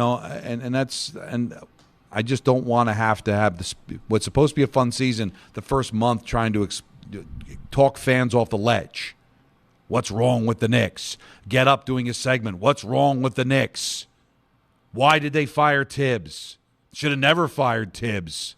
They wouldn't have got off this slow start. You know that's coming. So it all starts to snowball. And if you're patient and you're a fan that is going to be able to dial it back, it's all nonsense, and don't pay attention to it. But it's there. It'll be like, mark my words, Peter. If there's a slow start, there's going to be sound. We're going to play Kendrick Perkins sound. Man, I don't know if they should have gotten Tibbs. Something's wrong with Big Body Brunson. I don't know what's happening with them. Stephen A. Smith's going to have a monologue. Typical Knicks. Can't get anything done. Greenberg all fired up. Yeah, and I want people to ignore that. This team is good. We'll find out at the end of the day how good, but please do not all of a sudden jump off the bridge because this team's 5-5 through 10 games and are 3 games back at Cleveland for first place in the division, or have a bad loss at home against the Magic and everybody's ready to throw the team away. Let's talk to the people. 1-800-919-3776. We got Dan in Saratoga to talk some Knicks. What's up, Dan? Hey, what's going on, guys? How you doing? How you doing? What's up? Good. Yeah, so about the Knicks quick. I think a trip to the Eastern Conference Finals, man, I think that would be considered success with Mike Brown's first year. I don't expect a finals appearance. I mean, I'll take it. But I know our roster is really good. But, you know, who do you have going then? Who do you think would beat them out to go to the finals? It's a great question. I think Cleveland. I think they have a shot if they get healthy. Don't get me wrong. I do think we're going to go. I'm just trying to temper my expectations personally because it is Mike Brown's first year. But we will see. But can I just add something really quick? I got a lot of criticism last week about my music, my yacht rock list I made last week by Peter about 10cc and everything. Yeah. So, can I ask a quick music question, or is this not the time? Listen. This is your program. We're just vehicles for it. We're just here. All right. So listen, we could go singer-songwriters or 70s pop. I'll be quick. Okay. Let's go singer-songwriters. Yes, I agree. All right, let's do it. I'm going to give you 3. What do you think is most your favorites or influential, however you want to do it? I'm going to give you Bob Dylan, John Lennon, and Neil Young. And I'll hang up and listen. Thanks, guys. So this is like the same game. Thanks, Dan. This is what we played last time, where he throws out 3 things for you to rank, which I don't hate. He threw out Bob Dylan, John Lennon, yes, and Neil Young. I'm not a big Neil. I'm not a big Dylan or Neil Young guy. But or John Lennon solo, honestly. Yeah, I mean, of course. Dylan's got some songs that have lived forever. I would say covered so. 1,000,000 times. So he's done all right with himself. Dylan's got to be number 1. I think Dylan won. The thing with Lennon is it's like Lennon McCartney. Like Lennon's got a lot of great songs that are just his, but McCartney was involved. So is that cheat it a little bit? But I probably still have him 2 and Neil Young 3. Although I'm a Neil Young fan. He's got some incredible stuff. Not the great. It's very similar to Dylan, like not overly impressive voice. But I read the Graham Nash book from Crosby, Stills, Nash and Young, and boy was Neil Young a pain in the butt. I believe it. Well, Neil was one of those guys where they'd be at a party, and where did Neil go? He was done, and he just left without saying goodbye. And then they wouldn't see him for like a month. Then he'd be back with like 10 songs he wanted to record. But I think we land on the same spot. I'm with Don on that. I'll put Dylan 1. I mean, it's Bob Dylan, for God's sake. I got to see the movie. I haven't seen the movie. Now, maybe I'll order it on Amazon. Oh, there you go. If I were to do so, here's the amazing convenience I'll have, because Amazon, of course, is already a part of my life, but Amazon Pickup takes it to the next level. All right? If your time is limited, like me, what you can do is choose to send orders straight to a secure pickup location that works for you. Amazon lockers and counters, they're located in many places. Wherever you are, somewhere near you, there's an Amazon locker or counter, okay? So no matter where your day is taking you, no matter how busy your schedule is, if you're like me, baby at home, multiple jobs, a lot going on, wife needs you to go do stuff, you can stop in and grab your stuff right there. It's simple. You order online at checkout. You choose the pickup location that's most convenient. You'll get an email confirmation when it's ready with instructions to pick it up. It's that easy. It's quick, secure, no extra cost. Check it out for yourself. Go to Amazon.com/pickupMVP to learn more. That's Amazon.com/pickupMVP to learn more. Now let's go to Nick in Woodbridge, Don, who's on the optimistic side of the New York Knicks conversation. We love that. Nick. Hey, guys. Thanks for taking the call. I really appreciate it. Yeah, I mean, listen, Don, I think you hit the nail on the head, man. People are already, they're hampering their expectations because they're afraid of being hurt. And listen, real Knicks fans know, like, okay, this team has disappointed you over the years. But as a fan, how do you go into this year with anything but optimism? Realistically, this is the clearest path to the finals that I've ever had in my lifetime, certainly. I'm 32. But yeah. I think for me, like, how are you not pumped up by this team? How are you not excited by the additions of the bench, right? The change of philosophy of what you're going to see offensively, and the fact that the 2 teams you had to beat in the postseason last year are injured, right? Like, Halliburton's not going to be there for Indiana. Tatum's not going to be there for Boston. Bring on the Cavs, right? And maybe this is me talking in October. Let's revisit that in April, but I don't fear them. I don't think you're making anything up. This is our time. Because like I asked the caller before, I think we can get to the conference final, not the final. Well, who's beating you? Somebody's got to beat you if you're not going to go to the final. And he finally said Cleveland, but first he said good question because I think he just doesn't want to put that kind of expectation on it. But if they don't go, somebody has to go. So who is it? Who right now is clearly better? If you want to say Cleveland, I can accept that because they didn't beat Cleveland all of last year. But Cleveland's banged up, and I think the Knicks are better. But outside of that, are the Pistons ready? Are the Magic ready? I agree with you, Peter. I think Boston would be better than people think, but they couldn't beat them with Tatum. Because don't give me the whole, well, Tatum got hurt, that's why the Knicks won. They were going to lose that series anyway. Oh yeah. No, that would be revisionist history. It was already over. I had already reconciled. It was over. Indiana with a healthy Halliburton, who knows? But that's not the case. Yeah, that's a more legitimate one because it's one game and Halliburton's lost early. So, but the Celtics were finished. We're going to do another segment of your calls, chat with you. Then we have ENN at 6 o'clock, Don. And Anthony Pusick ENN like you dream about. Love it. All of it. It's all happening right here on DHR. Ballybet Sportsbook. Yo, Ballybet stacked for football season. When it comes to sportsbook apps, it's undefeated. Ballybet. Check out that brand new parlay zone. Here's the kickoff. Build your bets and place them right on your phone. What? Live bets, daily boosts, and promos. Increase your odds so you can win more dough. Touchdown!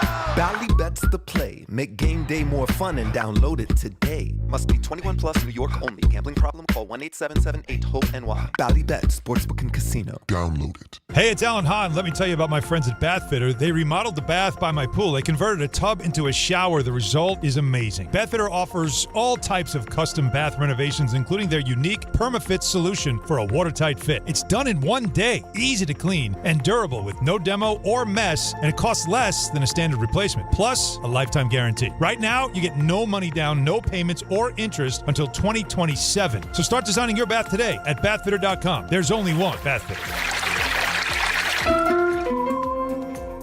Is college even worth it these days? At Empire State University, it actually is. They are SUNY's leading online university. Flexible, affordable, and built for real life. With more than 120 degree programs, you can study what matters most to you. And students agree, they're ranked #1 in student satisfaction among SUNY schools. Whether you are finishing what you started or starting fresh, your goals are within reach. See for yourself. Visit sunyempire.edu before the next term begins.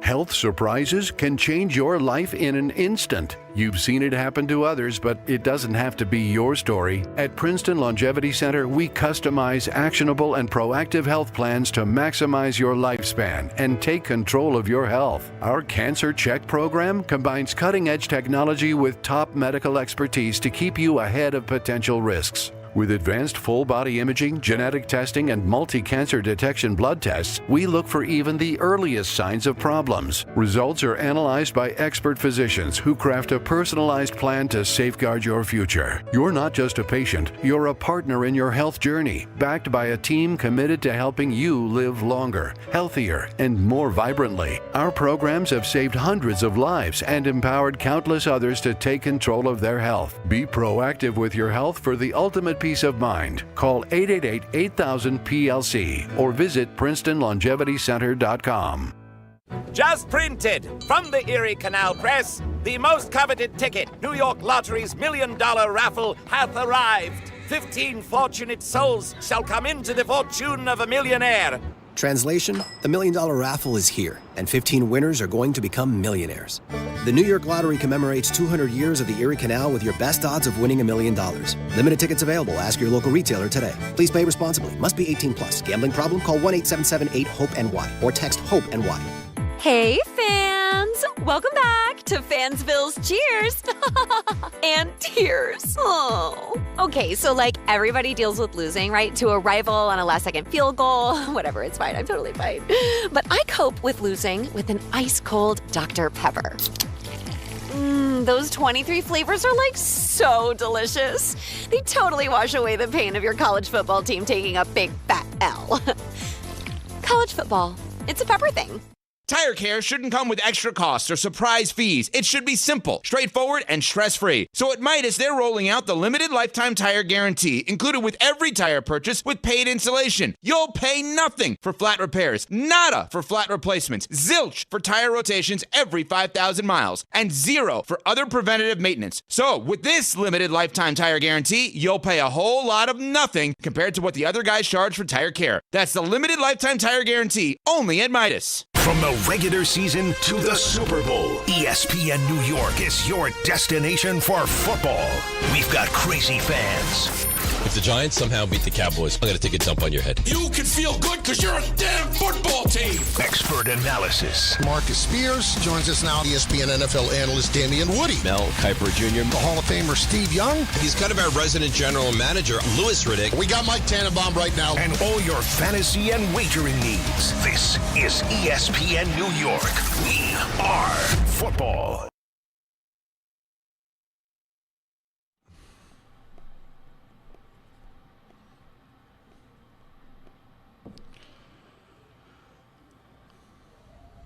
Okay.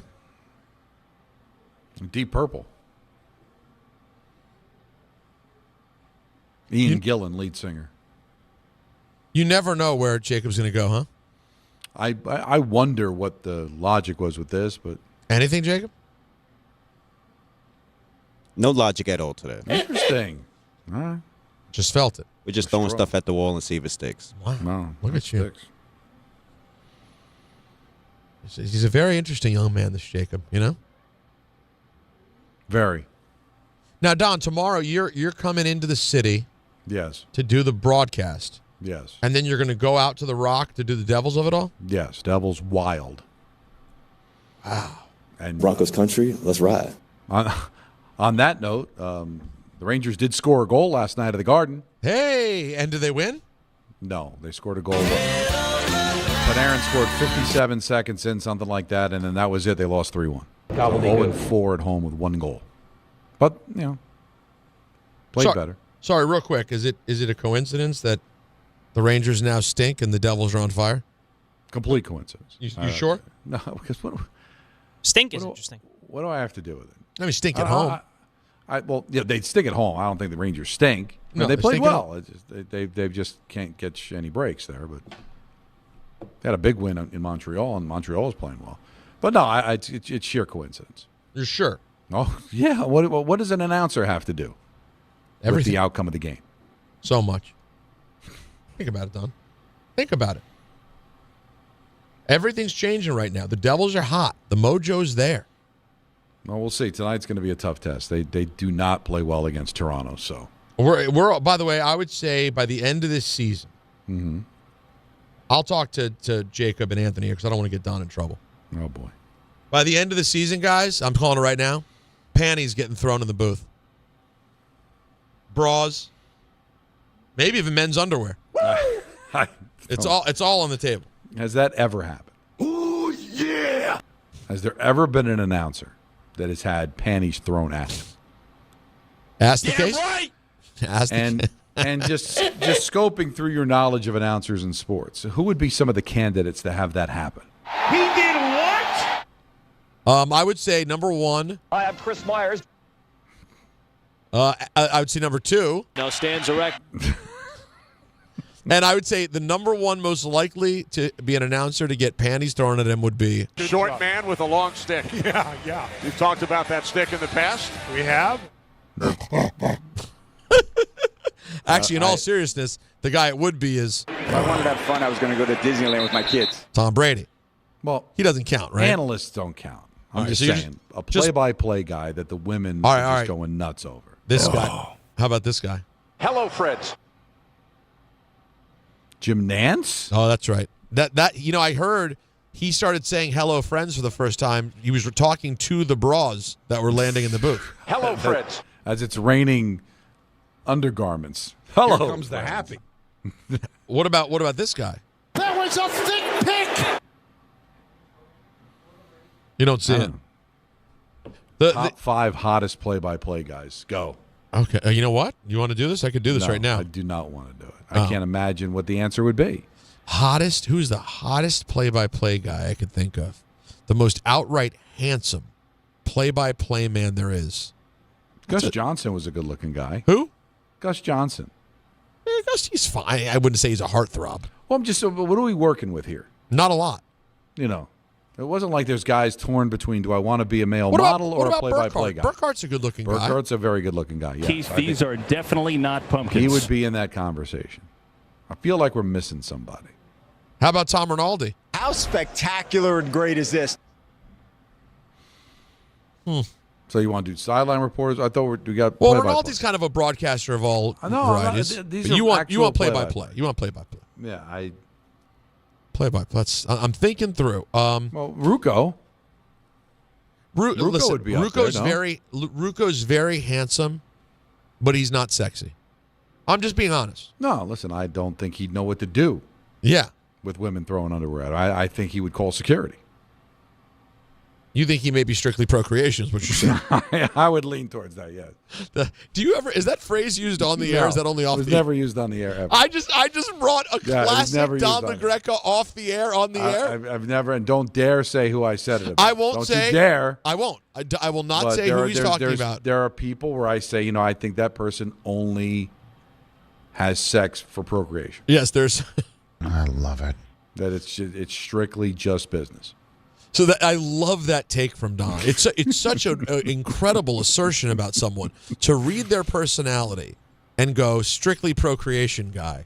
And you know what's so funny about Michael? It's a great read. The thing with Michael is that whenever I do that, he's always got to swing the eyes. Like, oh no way, man, not him. Like, come on, really? You don't even see where I'm saying where I'm coming from. He's got to always swing the eye instead of just disagreeing with me and saying no, I think you're right. It's got to be no. Well, Michael, I will say, man. But because of Michael's experience in the business, he has told us some that are crazy and shocking.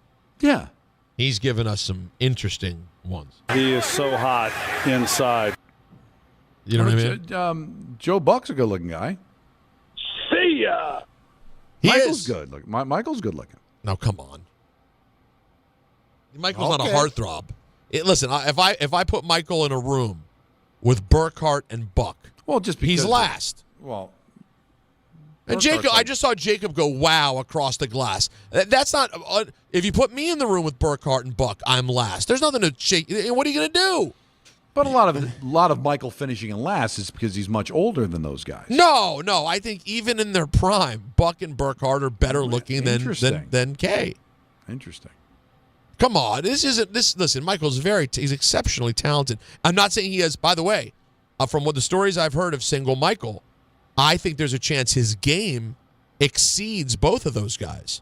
But I'm not talking about game. I'm not talking about results. I'm talking about potential. Okay, I'm talking about what you walk in the booth with, not what you are capable of doing. Because sometimes, I could show you two players who are both very talented, but there's one whose work ethic takes him to the next level. Now, I do think that single Michael might have been in at least a position to get undergarments thrown at him. That's a great point. So, because when you think about it, when in like the heyday of the Yankees, when things were like out of control and it was nothing but winning, and he's the face of that. Yeah. Think about the sex appeal. I've been a Yankees fan since 1963. You're talking like, 96 through 03. Michael's in his late 30s, early 40s, single. Oh, God. Calling big game after big game. Come on, every night. Then eventually parlays it into the TV gig in 01. So That's right it. in the middle of it, he's on television. Boom, now he's a TV guy. Singles can be. Free as a bird. I've been a Yankee fan since 1938. Isn't it funny? Because I will tell you this right now. I was watching the playoffs. They will go around Yankee Stadium, and I kid you not, you could go ballpark to ballpark. I don't know if there's a ballpark with hotter women in it than Yankee Stadium. Yet the Yankees have hot fans. They do. It's the Yankees, so it's just the nature of the beast. But it's so funny because they also have this 75% of the stadium. I've been a Yankees fan since 1944. It's such an incredible combo. Been a Yankees fan since 1983. He'd be more likely to have male underwear thrown at him, but there's a chance a brassiere would show up. Yes. There is a chance. I don't think it's during that Yankee run. I wonder what the craziest story he could never tell us, of course, on the air, but I wonder what the craziest story from the era is. Him and Sterling on the road together? You kidding me? Imagine what was happening out there. Oh, my God. No. But this all started, though, because I believe by the end of this Devils season, Don LaGreca. You're going to be getting phone calls from Nancy. She's going to go, I'm seeing what's happened on TV. Actually, speaking of Nancy, on a serious note, is she watching every game? Yeah, with the kids and everything, yeah. So it's you're realistically, you're on in the house while things are happening. I can't imagine everyone's gathering around to watch every minute of hockey. It's just the TV's on and it's loud and it's playing in the house. Daddy's on the TV. They're 7-year-olds. I mean, even their favorite movie, they'll get distracted into something else midway through. Right. Gotta watch it. Well, what are you doing? Why are you picking up the iPad? We're 15 minutes into the movie. Isn't it that has to be so aggravating? That you finally locked in and you said, well, you know what, we can watch the Bluey now. Bro, this Bluey episode content is gripping. And now all of a sudden 5 minutes in, they're off of Bluey. They're on to something else. All right, we're going to take a quick break. Anthony, you ready for ENN? Are you? Oh, yeah. All right, Anthony's getting ready for ENN. We'll do that. Then we'll talk to the people more. If you're on hold, hang tight. If you have the patience, we'll get to you after ENN. And it's Don, Hahn, and Rosenberg on ESPN New York. Hey, this is Mika Zibanejad. Hey, this is Adam Fox. Catch every Rangers game right here on 880 ESPN. WHSQ and WCBS FM HD2, New York. And now it's time for traffic. Here's Brandy Scott. Thanks a million, guys. I hope you have a great rest of the night. Police department activity slowing you down at the Verrazano, a lane out on the upper deck in both directions. Especially tough making your way onto the Staten Island side. You're backed up onto the outbound Gowanus and westbound belt in Brooklyn. They just picked up that crash on the LIE eastbound right after the Van Wyck in Queens. Now it looks like we've got a new issue over by Queens Boulevard. Still slammed there from right out of the Midtown Tunnel. Just no easy way to the outbound, George. Not even the Henry Hudson going to help you out. West Side Highway northbound, some pockets of delays there from the 50s. Inbound Georgia, about 15 to 20 for the upper deck. Cross Bronx eastbound keeps you on the brakes. Still have a crash involving a box truck over by 3rd Avenue. Outbound Lincoln, your best ride at 30 to 40 minutes. Outbound Holland going to run you well over an hour. I'm Brandy Scott on 880 ESPN New York.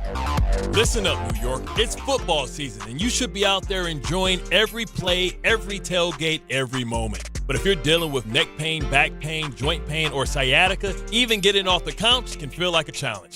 That's where Dr. Jay Shaw at Sandwell Pain comes in. He's one of New Jersey's top pain specialists, Ivy League trained, double board certified, and dedicated to getting you back in the game. Here's the difference. No surgery, no scars, no long recovery, no pain medication. Just precise, non-surgical, image-guided procedures that get real results. Dr. Shaw treats everything from neck pain, back pain, migraines, nerve pain, and chronic joint pain. And he builds a custom game plan that's right for you. Same day or next day appointments are available with offices in Woodbridge, Livingston, and Inglewood. And yes, most major insurances are accepted. So don't let pain keep you on the sidelines this season. Go to SandwellPain.com to call, text, or book online. Relief is closer than you think, and it starts today.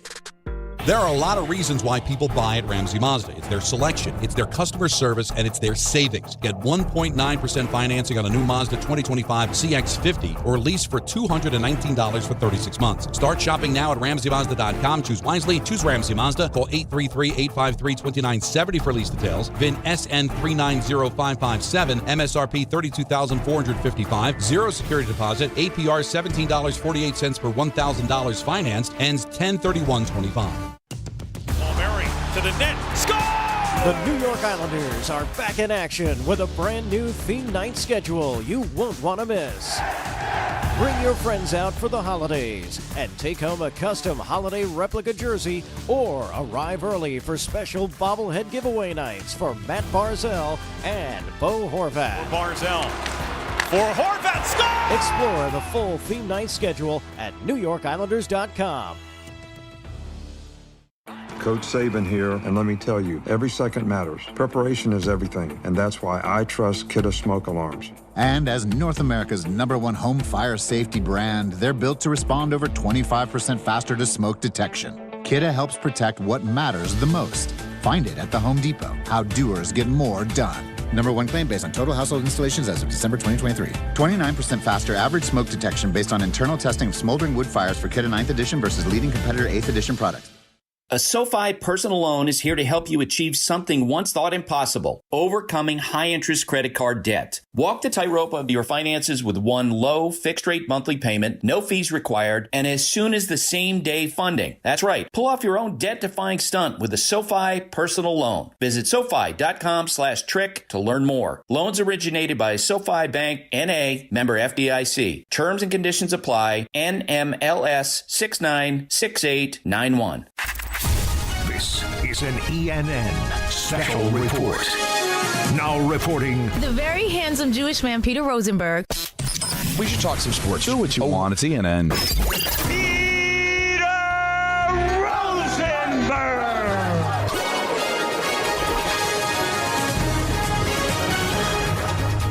Oh, ladies and gentlemen, welcome to ENN. It's driven by Ramsey Mazda.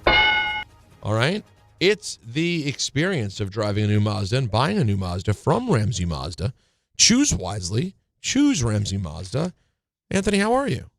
Well, we're going to try this 3-shot for the first time today. Uh-oh. How's that going to look? It looks good. Not bad. So you're cutting the video while you're also doing the ENN? We got a lot of and you're doing it on an HP laptop? That could break down at any time. Hey, that's a Disney laptop. That's a very good laptop. Probably better than the laptop I have at home, to be honest. Really? Anyway. Okay. Good evening, everybody. How we doing? Hi. How are you? Good. We have a lot of good evenings to get to. Let's start with... Hey, guys. How are you? Oh, hi, Griff. Nice to hear from you. Let's say good evening to Don. Let's say there was a power struggle between the Johnsons. That's what it was.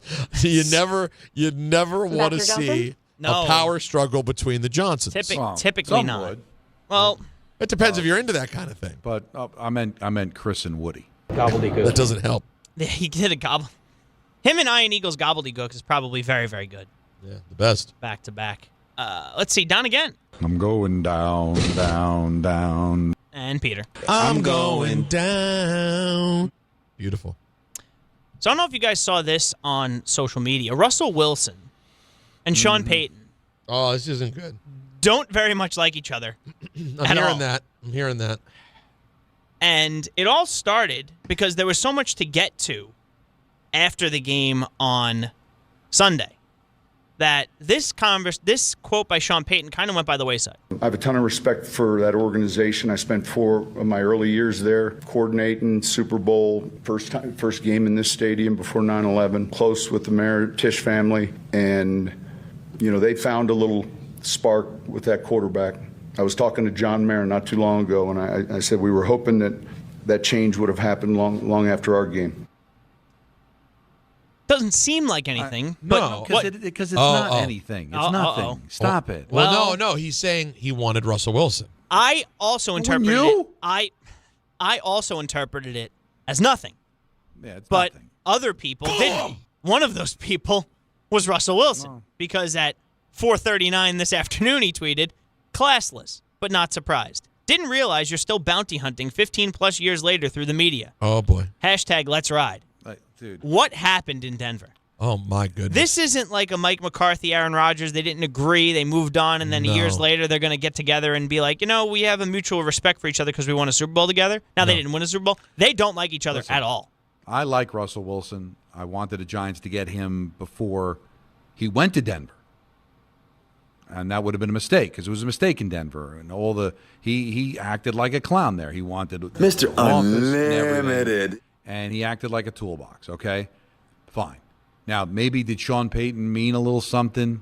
Maybe. But I think he was just complimenting the kid and what he brings to the table. Because Russell was making business decisions, okay? Outside of that great game against Dallas, believe me, if I'm a team, I want to face Russell Wilson.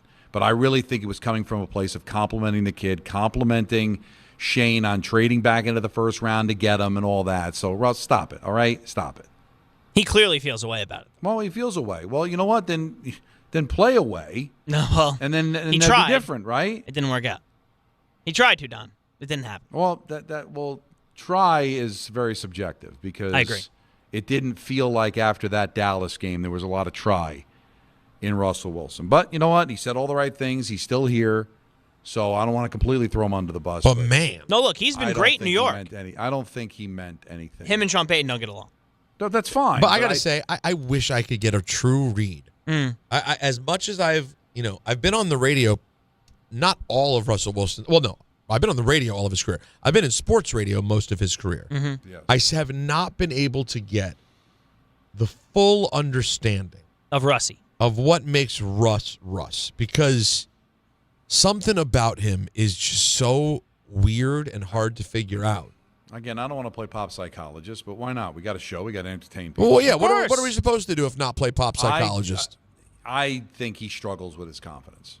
I do. I think the whole way, how awkward he is, how he wasn't liked in Seattle because I think there were times he came across wrong and the Broncos country, let's ride. He put "let's ride" in the tweet. Dude, you were an elite quarterback. You did some special things in your career, and I don't think he was ever really 100% comfortable with how good he was. And now he's struggling because if you didn't believe in yourself when you were good, then you're really going to struggle to believe in yourself now that you're at the tail end and you're on. Not forget about the now fact that you're now pure you're hot on 18, trash, and you're not good anymore. So, you think I'm wrong? I think that there's no. I think you're partially right. Okay. I think there's something more. There might be. Personality-wise, it's not just lack of confidence. There's something. No, just I don't know what it is. I'm going to find out. People are awkward. Where they just don't know how to be themselves. Clearly, he's like that. And in football, in a locker room, there's probably no space more revealing to somebody's personality. And they're than a locker room or dressing room, right? Where you're spending all your time. And if you are not confident and if you're struggling with he rolled right through it. Yeah. What did I do now? No, you didn't do anything. In his you saved us, possibly. In the locker room, that's where he can really reveal. Mr. Unlimited. You know what I mean? I don't know. Maybe there's something to that. Well, speaking of potential coaches that will go to the Hall of Fame, Sean Payton probably on a short list of those. We actually do have a short list of them. There are 12 finalists on the 2026 Pro Football Hall of Fame class. All right, you name the coach. Yeah. You name the coach. Don and I will tell you if they deserve it. Okay, well, the Bill Belichick is in his first year of eligibility. No, not a fan. Yes. I'd say he's in, yeah. Okay. Tom Coughlin. Yes. For me, he's a yes. Okay. Mike Shanahan. Is that one ring, Don? It's two. Two? Yes. These are two-time Super Bowl champion coaches. All of them. Not Bill, of course. Bill had more than two. He did. But Tom Coughlin, Mike Shanahan, George Seifert. I think Shanahan's got to go. Seifert. No. That's a two-time Super Bowl winning coach as well. But he took over what Bill built. Didn't do anything in Carolina. No. So I'm going to say no. Also just didn't remain in his personality did not remain part of the lore. So this will get interesting now because then we also have Super Bowl winner Mike Holmgren. Interesting because he also went to a Super Bowl with Seattle. Mm-hmm. So that's not nothing, right? He was taking Seattle to the Super Bowl. He's just outside. With Matt Hasselbeck. He's just outside. That's 5 of them, and those are the Super Bowl winners. He's outside. Do you want the other coaches in the running? If we're already questioning the Super Bowl winners. Yeah. If give us big names. If they're big. Marty Schottenheimer? That's a big one. No. Okay, Dan Reeves. No. Bill Arnsbarger. Wait, Dan Reeves never won one? He only went? He had gone. No, he went to how many? 3. He went to the year with Denver, but then didn't he go with San Diego or someone else? Atlanta. They didn't label him as a Super Bowl winner like they did everybody else. So I'm just assuming based on that. No, he's not. He went there and lost. He's 0 for 4. So it's Arnsbarger, Alex Gibbs, Chuck Knox, Buddy Parker, Dan Reeves, Marty Schottenheimer, and Clark Shaughnessy as the other 7. Marty's the closest, but he's a no also. Marty, the thing is just so many bad losses, right? It's tough. Yeah. Gobbledygook. There you go. Woody's got a better one, I think. Excuse me? Donnie, do you remember Kurt Suzuki? I do remember Kurt Suzuki. Well, he was a catcher. Now he's the Angels manager. Sources told ESPN on Tuesday. What happened to Ron Washington? I believe they let him go. I did not catch that. I believe that they let him go.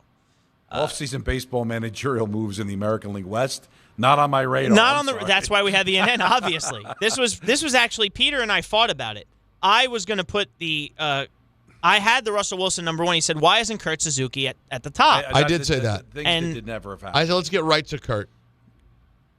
Suzuki, 42, spent 16 years playing for 5 franchises, won the 2019 World Series with the Nationals, spent the past 3 years as a special assistant to Angels general manager Perry Manassian. I don't know if I can put into words how little I care about this. So Ron Washington had, and Don, you're right. It's You impressive. you missed the fact that they fired him because they didn't really fire him. He had health problems, so Ron Washington stepped away. Right. That makes. I remember that. I just didn't know that it was officially out. Wasn't it after that Yankee series? I think he did the Yankee series where he walked Judge a bunch, and then very shortly after, he had the health issues. I guess he never recovered from that. So I hope he's all right. But now a 42-year-old is going to be behind the bench for the Angels and Mike Trout. Peter, we talked about it yesterday. The Maple Leaf jersey did not curse the Maple Leafs, the Toronto Blue Jays. Now, it wasn't Vlad Guerrero. You got that dead wrong. Well, Vlad Guerrero didn't do it. It was George Springer that did it. Still, the point is, you said, when I said to Anthony yesterday, Don, I went, oh, you got to love this. Look at Vladdy wearing a Matthews jersey. And he went, oh, don't wear a Leafs jersey. They're going to lose now. And he shoved it right up your keister. Am I wrong? No, you're not wrong. The only thing worse is if he had like Drake piggybacking. Yeah, right, but you know what? He reversed the curse. What's his app? That thing that he always is staking money. Oh, Stake. That's what it is. Yeah. Wow, I didn't even actually mean to do that, and that just kind of worked out for me. It was cool. But if Drake staked like $500K on the Blue Jays last night, I would have been like, all right, well, you know what? But they did win. The Blue Jays did advance in Game 7 of the ALCS, beating the Mariners. They will play the Dodgers. The Dodgers are the favorites, opened up as minus 210 to win the World Series, and the Blue Jays were plus 175 according to ESPN Bet when the odds opened up. You guys have a feel on this series? It just feels like the Dodgers are a juggernaut. It certainly does. But, give Toronto credit. They lost the first 2 games at home, and they got the job done against a really good Seattle team. I felt devastated for Raleigh. He was... That's tough. They was yelling in that locker room. That Mariners team was pretty beat up about this. Still the only tough. baseball team never to go to the World Series. Man, and to be that close. Now, Donnie, someone check on Mina Kimes. Donnie, we have to say goodbye to you. Yes. You got to go do a game. Absolutely. To go in a short time to get there, so we'll see No, I need you here till 6:30, please. Okay. Wow, I think that's more of a knock on me, Jacob. I'll probably take it as that. I don't see any other way that you could take it. I will see you at Stout tomorrow at 3. All right, fine. All right, Donnie, have a great call on MSG Sportsnet tonight. Devils. Is that what it's called officially? MSG Sportsnet? Well, it's the MSG Sports Network is usually where the games are that aren't Rangers. Hockey Ron J. Hockey Ron J. That's correct. So we have that. Peter, we still have a lot to do. There's plenty of ENN. I hope so, because you need something better than Kurt Suzuki to keep my attention. Well, no, this is of course because the rich get richer. The Eagles have figured out their passing needs, and now Brandon Graham's going to come out of retirement and join them again. Isn't that great? Come on, that's right. Coming out of retirement, joining the Eagles. They announced Tuesday that Graham, who was the longest tenured player in franchise history, agreed to a 1-year deal to suit up for them for his 16th season. So basically, he just took off the first half of the year. He has, on his podcast, because everybody's got a podcast, he has expectations. I love Brandon Graham's podcast. For his comeback. He's just excited to, quote... It's called Bragra. Get after it. Oh, that's like Dagra, when we used to do Dagra. That was... Wait, who is Dan Grassa? Yeah. That's Dagra. Yeah, Dagra. And he hosted. It's Dagra and Bragra. That's right. That's right. Mel Kiper Jr., our good friend, was on with DNR this morning, and he had some interesting things to say, kind of along the lines of what Booger was saying about Brian Daboll. Is Jackson Dart saving Brian Dable's job? If you didn't have Jackson, then you go a different direction. If this team continues to have trouble winning games, but with Jackson and the development he's showing, if he continues to progress, then Daboll, like I say, is aligned with him, and you give it in next year to see what happens. You have to wait till quarterbacks are 5-6 years into this league. I mean, these quarterbacks, like I said before, that's why you got to be careful with these starts coming out. These quarterbacks are expected to be great pretty quick, and once they show they can be really good, as I said, Bill Walsh said it. Once they show it, it's up to the coaching staff and the organization to maintain it. I understand what he's saying, and you guys mentioned this to Booger, but yes, there is got to be some level of credit to Brian Daboll and his offensive coaching staff for getting Jackson Dart ready to play at the level that he is at the moment. But do you risk the possibility of having a game like against the Broncos? Games where you don't have a kicker, who they cut, by the way. So it's either going to be Graham Gano or Younghoe Koo this weekend for the Giants. I believe Gano can come off the IR, and if not him, I believe Koo was on the practice squad, or at least he was one of the guys that were up for that job when Gano was hurt. which, of course, they didn't have him for, I believe, was the Cowboy game again. Isn't it great that they never have a kicker? Well, it's not, like I said yesterday, it's not just them. I don't know how this happens so often. I had it last year, too, for most of the year. I don't even feel good about my kicker this year, Matt Gay, but last year we had nobody. So it's not ideal, Anthony. It's not what you want. The problem with it, Peter, is, and I know what you're saying, there's kicker issues all over the league, but this was like Gano got hurt, known issue. And if a known issue, if you will. Correct. Very well. Very well done by you. Thank you. This guy missed an extra point in the Eagle game. Didn't matter they won the game, but he missed an extra point last week. So you got to be paying attention. So it's like, okay, he missed an extra point. Not great. Is there any other kickers out there? Well, anybody else? At that point, though, he had not yet cost you a game. So I think the viewpoint is, and it's unfortunate, they don't make the move until the kicker costs them a game. It's stupid. It's stupid. It's a horrible way to live. You and I had this conversation off the air earlier about how, like, Mike Tomlin, for example, because Pittsburgh's they got a damn football team. Yeah. He was winning games with Justin Fields and still said, I don't like where this is going. I'm going to get out early. And switch to the guy that Sean Payton hates. And exactly. and then you have the Jets who can watch that whole thing play out. Yep.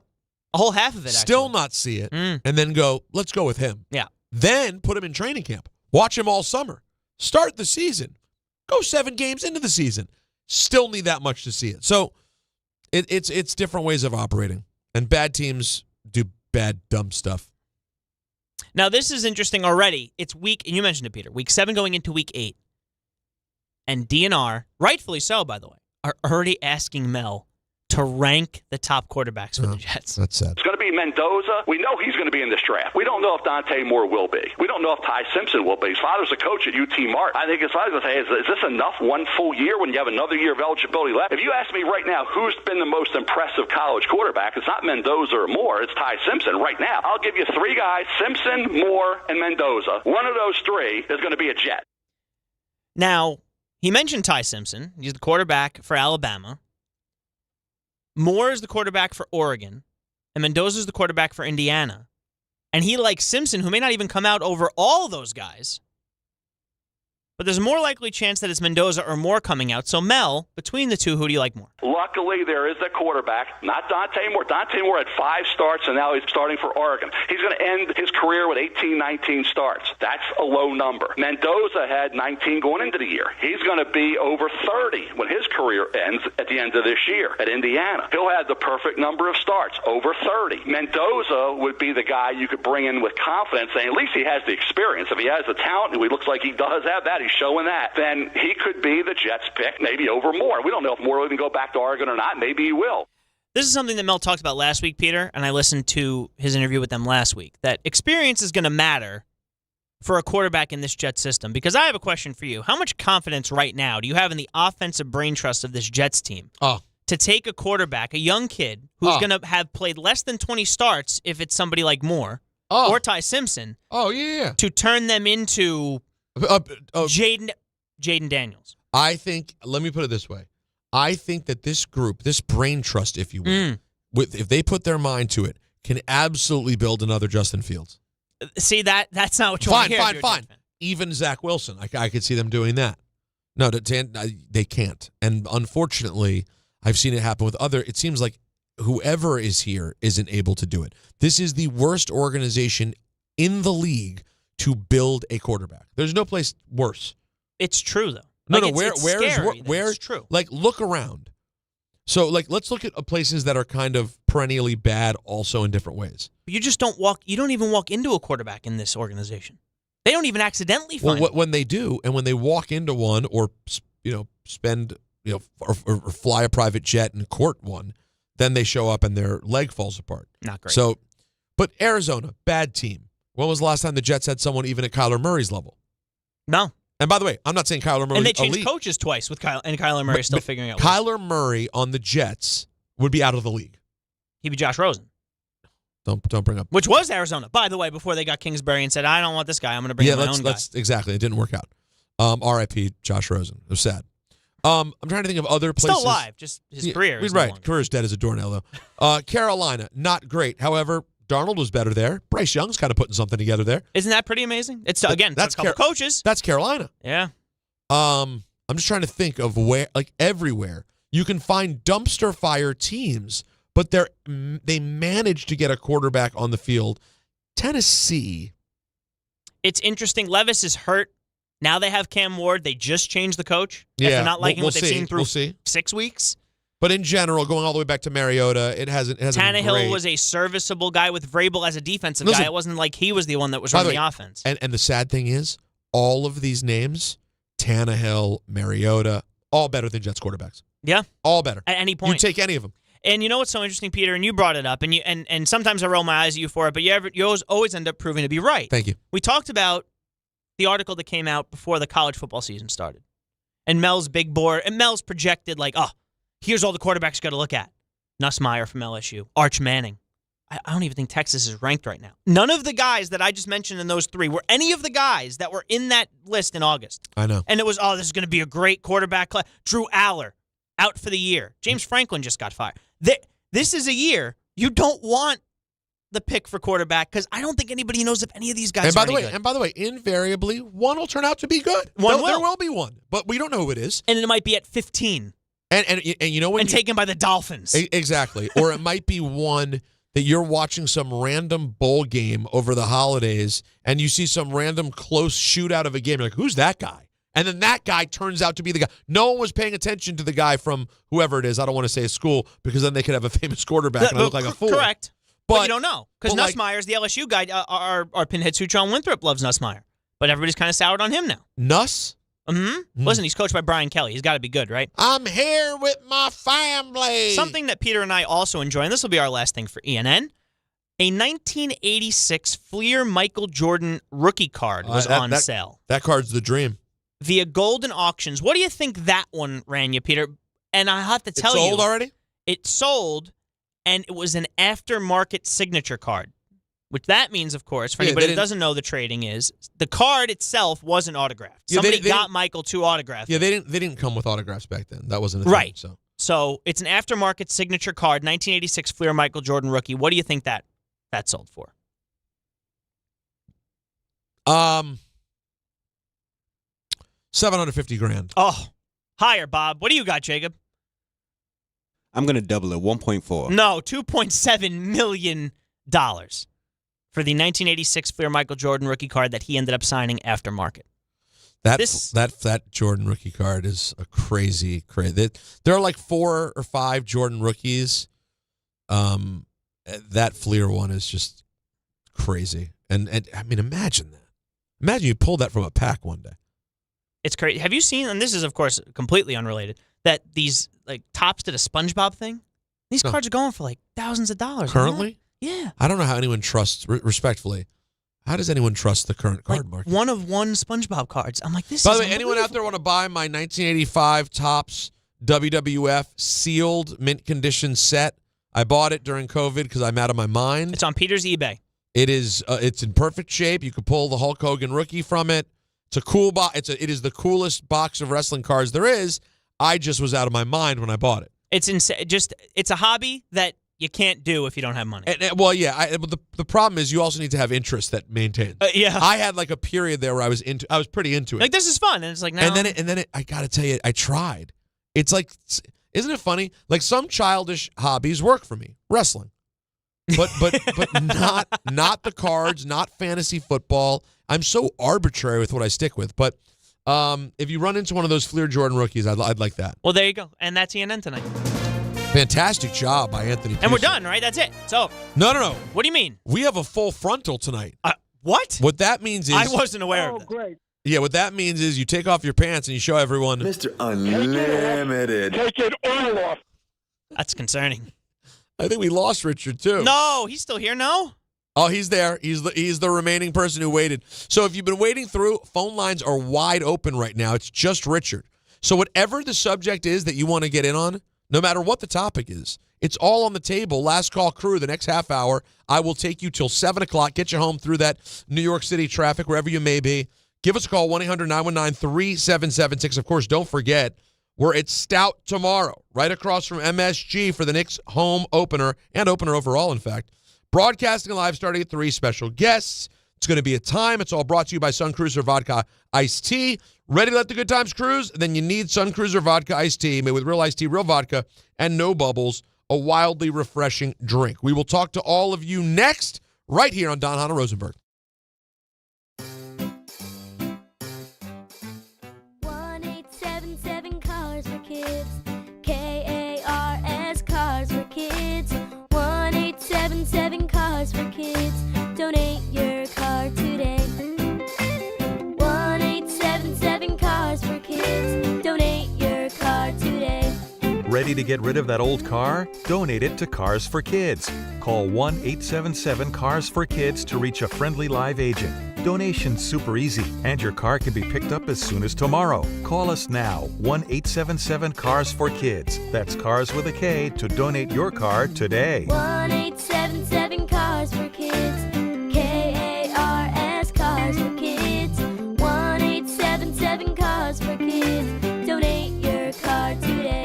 Did you know you can donate real estate too? Go to carsforkids.org. That's carsforkids.org.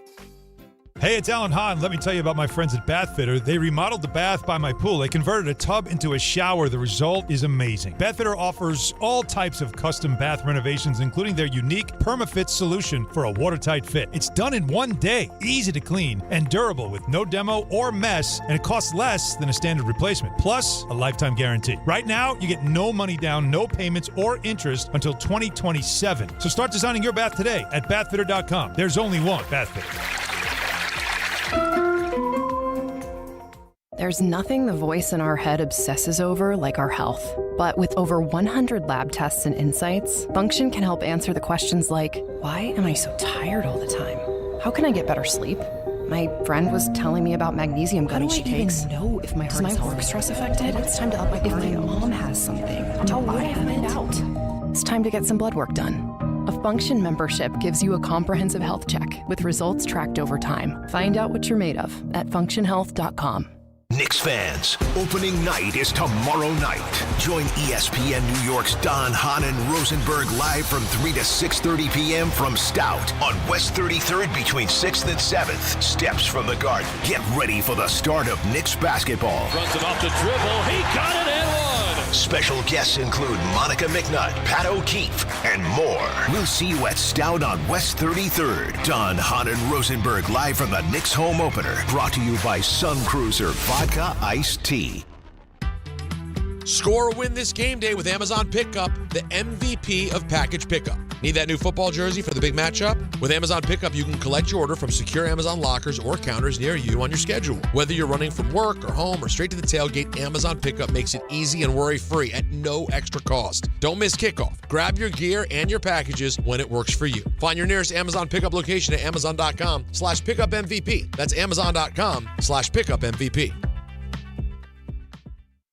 Looking for the best internet deal? It's just a fast phone call away.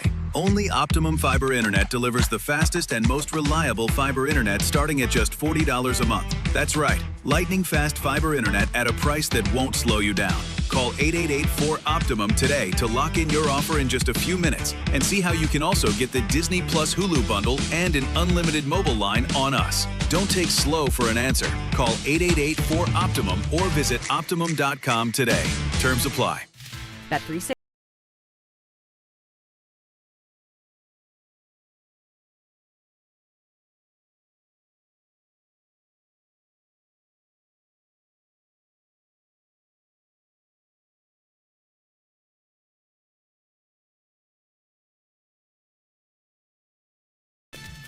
Gambling problem? Call 1-800-GAMBLER. 21 plus only. Must be physically located in New Jersey. T&Cs apply. This college football moment is brought to you by Serve Pro. College football teams have moments they recovered from and made it like it never even happened. Like on September 24, 2016, when Tulsa found themselves down 31-0 to Fresno State. With 10 minutes left in the second quarter, Tulsa fought back to tie the game at 41. And then won 48-41 in double overtime. Serve Pro. Like it never even happened.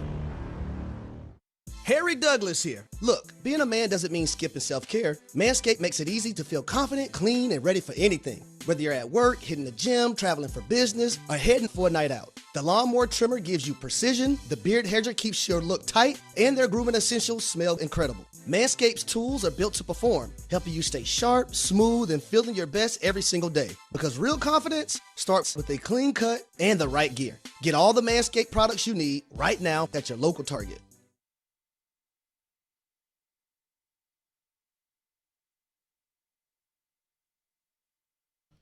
All right, lots of people to talk to right now. I'm excited to talk to all of you. 1-800-919-3776, or maybe you're in the chat room. I'll try to get some chat conversation here as well from the people left in the old YouTube channel. Go subscribe, by the way, if you haven't subscribed yet. Tomorrow you'll be able to watch along with us as we're live at Stout. But let me talk to the people. Get through as many calls as we can the rest of the way. He's been on hold for a while. We'd be remiss. Richard? Hi, Peter. I got a few questions for you. Right. Meryl Streep or Diane Keaton? Oh, that is such an impossible question. I guess in some ways, Streep would be like the more serious, all-timey great actor, but Diane Keaton has that lovability factor that's just like, I don't know. I guess for me, I'd call it Diane Keaton for me personally, but I love them both. All right. Who represented the NCAA basketball tournament more than Greg Gumbel? He was fantastic. Thursday night, he'd be doing the rundowns, the highlights, going in and out of games. Was there anyone better than Greg Gumbel? Oh, he was. He. The sound of his voice was the tournament, man. He was such an important part for. Yeah, from the second they did the show on Sunday, breaking it all down, it was just the best. All right. Third question. Anthony was just telling me this. The best team in the NFL record-wise, 6-1, the Indianapolis Colts. How is Daniel Jones 8th in the running in the betting for MVP of the Football League? How is that possible? 8th. My guess would be, Richard, is because if you look at strength of schedule, they haven't really played anyone yet, and they also happen to have a phenomenal running back. And they just don't feel, the powers that be, that is, don't feel that he is so directly the reason. Whereas, for example, if you were to take Baker Mayfield off of Tampa or take Dak Prescott off of Dallas, those teams are all significantly worse. Two more quickies, Peter. Oh, here we go. By Christmas Day, who will we be missing more? Tom Thibodeau or Aaron Rodgers? It has to be Aaron Rodgers. Has to be. Last question. In all of this year, has there been any athlete in New York, a New York team, major sports, 4 majors, that performed that play better at one play than Jackson Dart, 4th and 19 in the fourth quarter when he hit the pass to, I forgot the guy's name, at the sideline when he tiptoed his feet in? Has there been a better play by Judge, by Brunson, by any of well, I think Brunson...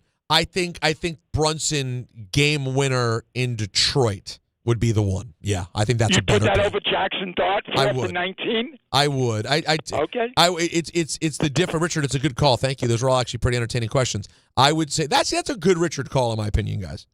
It's still crazy, and he's got 5 different topics, but none of them were about the 1930s. They were all about things we've talked about in one way or another. We rifled through them, and we kept it moving. We just have to give him a month off, that's all. But yeah, we gave him a month, and he came with a great call. But no, I'm taking the Jalen Brunson, the winner against Detroit. That finished in the playoffs compared to of course. A regular season game. That they lost. All right, let's see. Let's go to Richie in the car who heard our conversation earlier about passports. What's up, Richie? Hey, Peter, how you doing? All right? I'm good, man. All right, listen, you guys were going back and forth, and Don had that I heard that story about his passport and how he got it back. I was like, oh, my God, I once lost my passport in Warsaw, Poland, and found it. It was in a parking lot. But I digress. I just want to help you out a little bit. Just get the enhanced driver license. It's a little bit more than the real ID. I triple-checked. You can get on an airplane and go to Canada with a New York State DMV enhanced driver's license. Enhanced is better than real. Just think of boots. Wait, enhanced? genius. Hold on. Enhanced is, well, first of all, and that's an argument. It depends. Now, enhanced is the best ID you can get? It's actually better than a passport card for taking an airplane to Canada or Mexico. So enhanced ID will get you everywhere, including flying to Canada and Mexico, or no? Yes, including the air. That's right. But it will not get me flying to Europe. Still need a passport. No. By the way, Richie, you want to know a big ripoff? You want to know a huge ripoff with regard to passports? Go ahead. I don't know what's going on. I got no stamp in Australia. Nothing. Yeah, they stopped doing that a while What the ago. hell is that? The whole thing of the passport, Australia's a rare stamp. I got no stamp. Yeah, no, you really gotta go to a country that is not so computerized to get the stamp. That's so sad, so man. maybe, That's like maybe, a classic maybe thing. take a trip. I'm sorry? It's a classic thing. The end of the end of the stamp is kind of like it's kind of a tragic ending. Like Natalie has a passport full of stamps still. Does that mean Maya's not going to see stamps? She has this. I think she got a stamp from France. But yeah, I was very disappointed. I wanted the Australia stamp. Let's go to Casey, who wants to weigh in on the MetLife Stadium. I love what we're doing. We're hitting every single topic from the day today. Casey, what do you got? We were talking about MetLife Stadium being a dump earlier. Yeah, I just wanted to say MetLife Stadium is hands down the worst stadium I've ever been to. I'm doing the thing where I try to see like all the baseball stadiums and everything. I've also been to a handful of football, but I'm a diehard Yankees fan. But I gotta say, Yankee Stadium is, out of all of them I've been to so far, probably the worst one. And where have you been? Which baseball stadiums have you been to? Washington, Atlanta, Baltimore, St. Louis, Wrigley, just to name a few. Yeah, I got to tell you, Casey, in my opinion, Michael and I used to argue about this some. I like City much more than Yankee Stadium. I don't love Citi Field, but I like it a lot. I don't know. Anthony, do you have are you biased or are you unbiased but actually just like Yankee Stadium more? I think City is the better of the two. I've only been to City like once. It was nice, but I'm biased because I just go to Yankee Stadium because I'm a Yankee fan. Right. But I also don't hold. But you go to Baltimore too. You don't think Yankee Stadium is better than Baltimore, do you? Well, again, just to me, it's better because it's my home stadium. Right. So I'm not one that like defends. I'm not a person that's going to defend a stadium. I don't care. Like if you like the other stadium better, that's fine. Right, but you also are biased. I just think my problem with Yankee Stadium is this. Honestly, it's the same problem I have with MetLife, except not nearly as extreme. It just feels corporate and generic. That's it. Now MetLife went to the next level. I mean, they went straight Venetian blind. The only thing you could argue was going to be worse was Barclays Center because it's a big pile of rust. But now, oddly, the big pile of rust that is Barclays Center kind of has its own look going. It's like, it's weird. I think it's hideous. But it has its own look, and I find the inside of Barclays Center to be pretty nice. I think Yankee Stadium is fine. I think MetLife is bad. I think Yankee Stadium is fine, and I think Citi Field is nice. That's where I fall with the locals. I don't disagree with it. Like, especially because I thought Barclays would probably been one of the worst ones mentioned, but it's a great place to watch shows that are not basketball games. Now, it's a basketball game. Like, I'm just like, what are we doing? The acoustics suck. Like, it feels too big. Yeah. It just like there's something about it that I don't love. For a concert, I like Barclays Center. It's cool. Yeah, exactly. But I mean, the problem with Barclays Center is also that it's dealing with MSG, which you could feel however you want about Dolan, but that place is still like really good for everything. Like it feels intimate. Now when they redid the concourses, now the concourses are much more comfortable. Not nearly as big as Barclays Center, but nice. I was saying to the caller too off air that most stadiums like completed before 2010 are now considered old. Like if you go to like some of these newer stadiums like Allegiant and stuff like that, they have accommodations that. But yet the old ones are still better than the New York ones. I mean, like even older than Camden Yards is from Camden, the 90s. Yeah, Camden is pretty. And there's other ones. There's like a bunch of ballparks that are still on the older side that are better than the New York ones. It's just weird. This is a big take from John in Staten Island. Hey, John. John? Oh, hey, Peter. How's it going? Hey, buddy. How you doing? Doing well. So, yeah, I was calling because I was listening to you before, and, Kevin Burkhardt definitely is top of the list of play-by-plays. He's a good-looking man. I don't think any way Michael K should be on that list. No, of best looking? Best looking. No way, man. No way. As much as Michael K is a good guy, no Michael K. It's not on enormous. That list. No way. There is a horsefly in my studio here that is the size of a horse. What did you know, Wood? These are recent Michael drops. Wow. Michael's still doing. It's going to be a joyous occasion when I actually smash this thing into obliteration. No, listen, we love Michael. I love the man. Don makes a lot of jokes about Michael dislikes me. I think Michael and I are pretty close and have remained pretty close. He's not in the list of best-looking broadcasters. Best broadcasters, sure. Best looking? Come on. Excuse me, is Kevin Burkhardt still walking this earth? Is Joe Buck still walking around of sound mind and body? Come on, let's just be realistic, people. I got one or two phone lines open. Someone wants to talk about, has a Billy Joel take. Someone wants to ask me about my NBA fan allegiance, and then someone wants to talk Jets. Any topic on the table, 1-800-919-3776, closing out a Tuesday on Don, Hahn, and Rosenberg. Out here, days are getting a little cooler, and mornings are starting with a few more layers. It's the season for more time at the grill, more feed for your animals. Heaters burn late into the night, and the woods start calling your name. We appreciate hard-working hands, shared moments, and love for our land. That's why season after season, we're here for your life out here. Tractor Supply. Your ambition just met its match with Robinhood. Trade stocks and ETFs, options, futures, and crypto all on one platform. Get started today at Robinhood.com/yourmoney. Your money, your move. All investments involve risk, including loss of principal. Options, futures, and crypto trading carry significant risk and may not suit all investors. Securities offered through Robinhood Financial LLC, member SIPC. Futures trading is offered by Robinhood Derivatives LLC, not FDIC or SIPC protected. Crypto offered through Robinhood Crypto LLC, NMLS ID 1702840, not FDIC or SIPC protected. Portfolio management offered by Robinhood Strategies, an SEC registered advisor.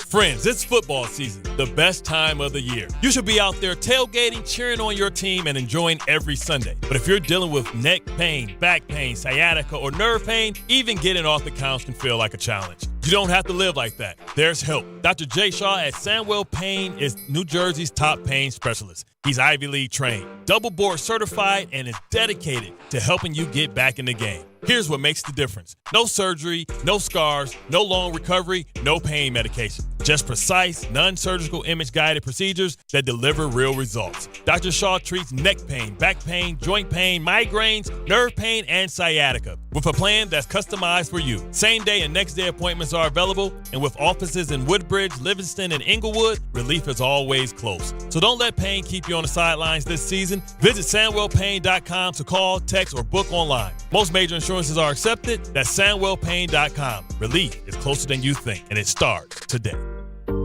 Every aspect of your business will operate better and faster with artificial intelligence. AI is a race, and companies that act first will win. Thrive Managed AI is your advantage over all your competitors. Thrive partners with you on a smart, secure AI strategy for your business. Then they deploy and manage it for you. Be first and win the race with Thrive Managed AI. Start with a complimentary strategy consultation at thrivenextgen.com/ESPN. That's thrivenextgen.com/ESPN. To help those who want to be helped, but may not be able to afford it.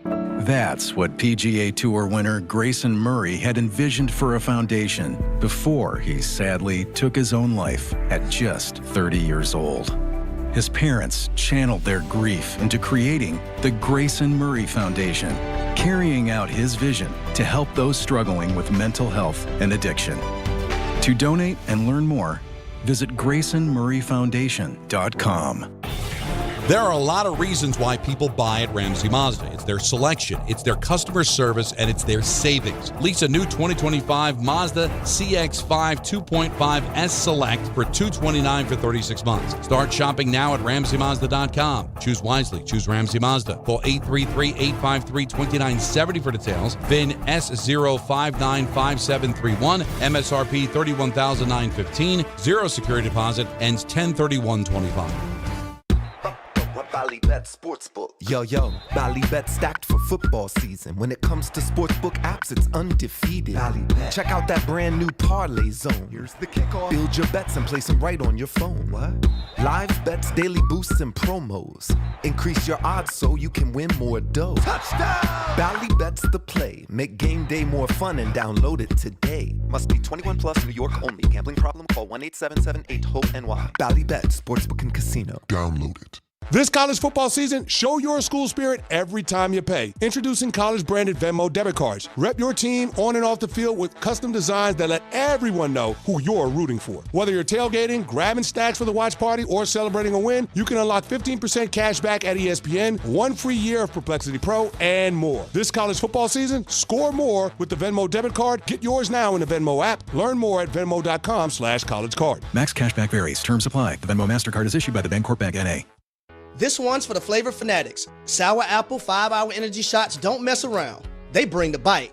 Tart, tangy, and packed with tasty caffeine, this little 2-ounce bottle punches above its weight. With 0 sugar and as much caffeine as your favorite 12-ounce coffee, it's the kind of pick-me-up that keep your taste buds happy without the crash. And it doesn't stop at sour apple. There are 17 bold flavors waiting for you to discover. Pick one up in store or stock up online at 5hourenergy.com or on Amazon today.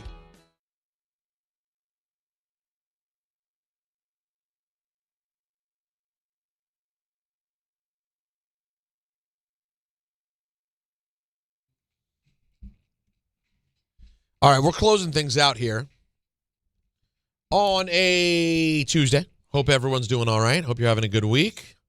As good as possible. Got some basketball tonight, if that's your style.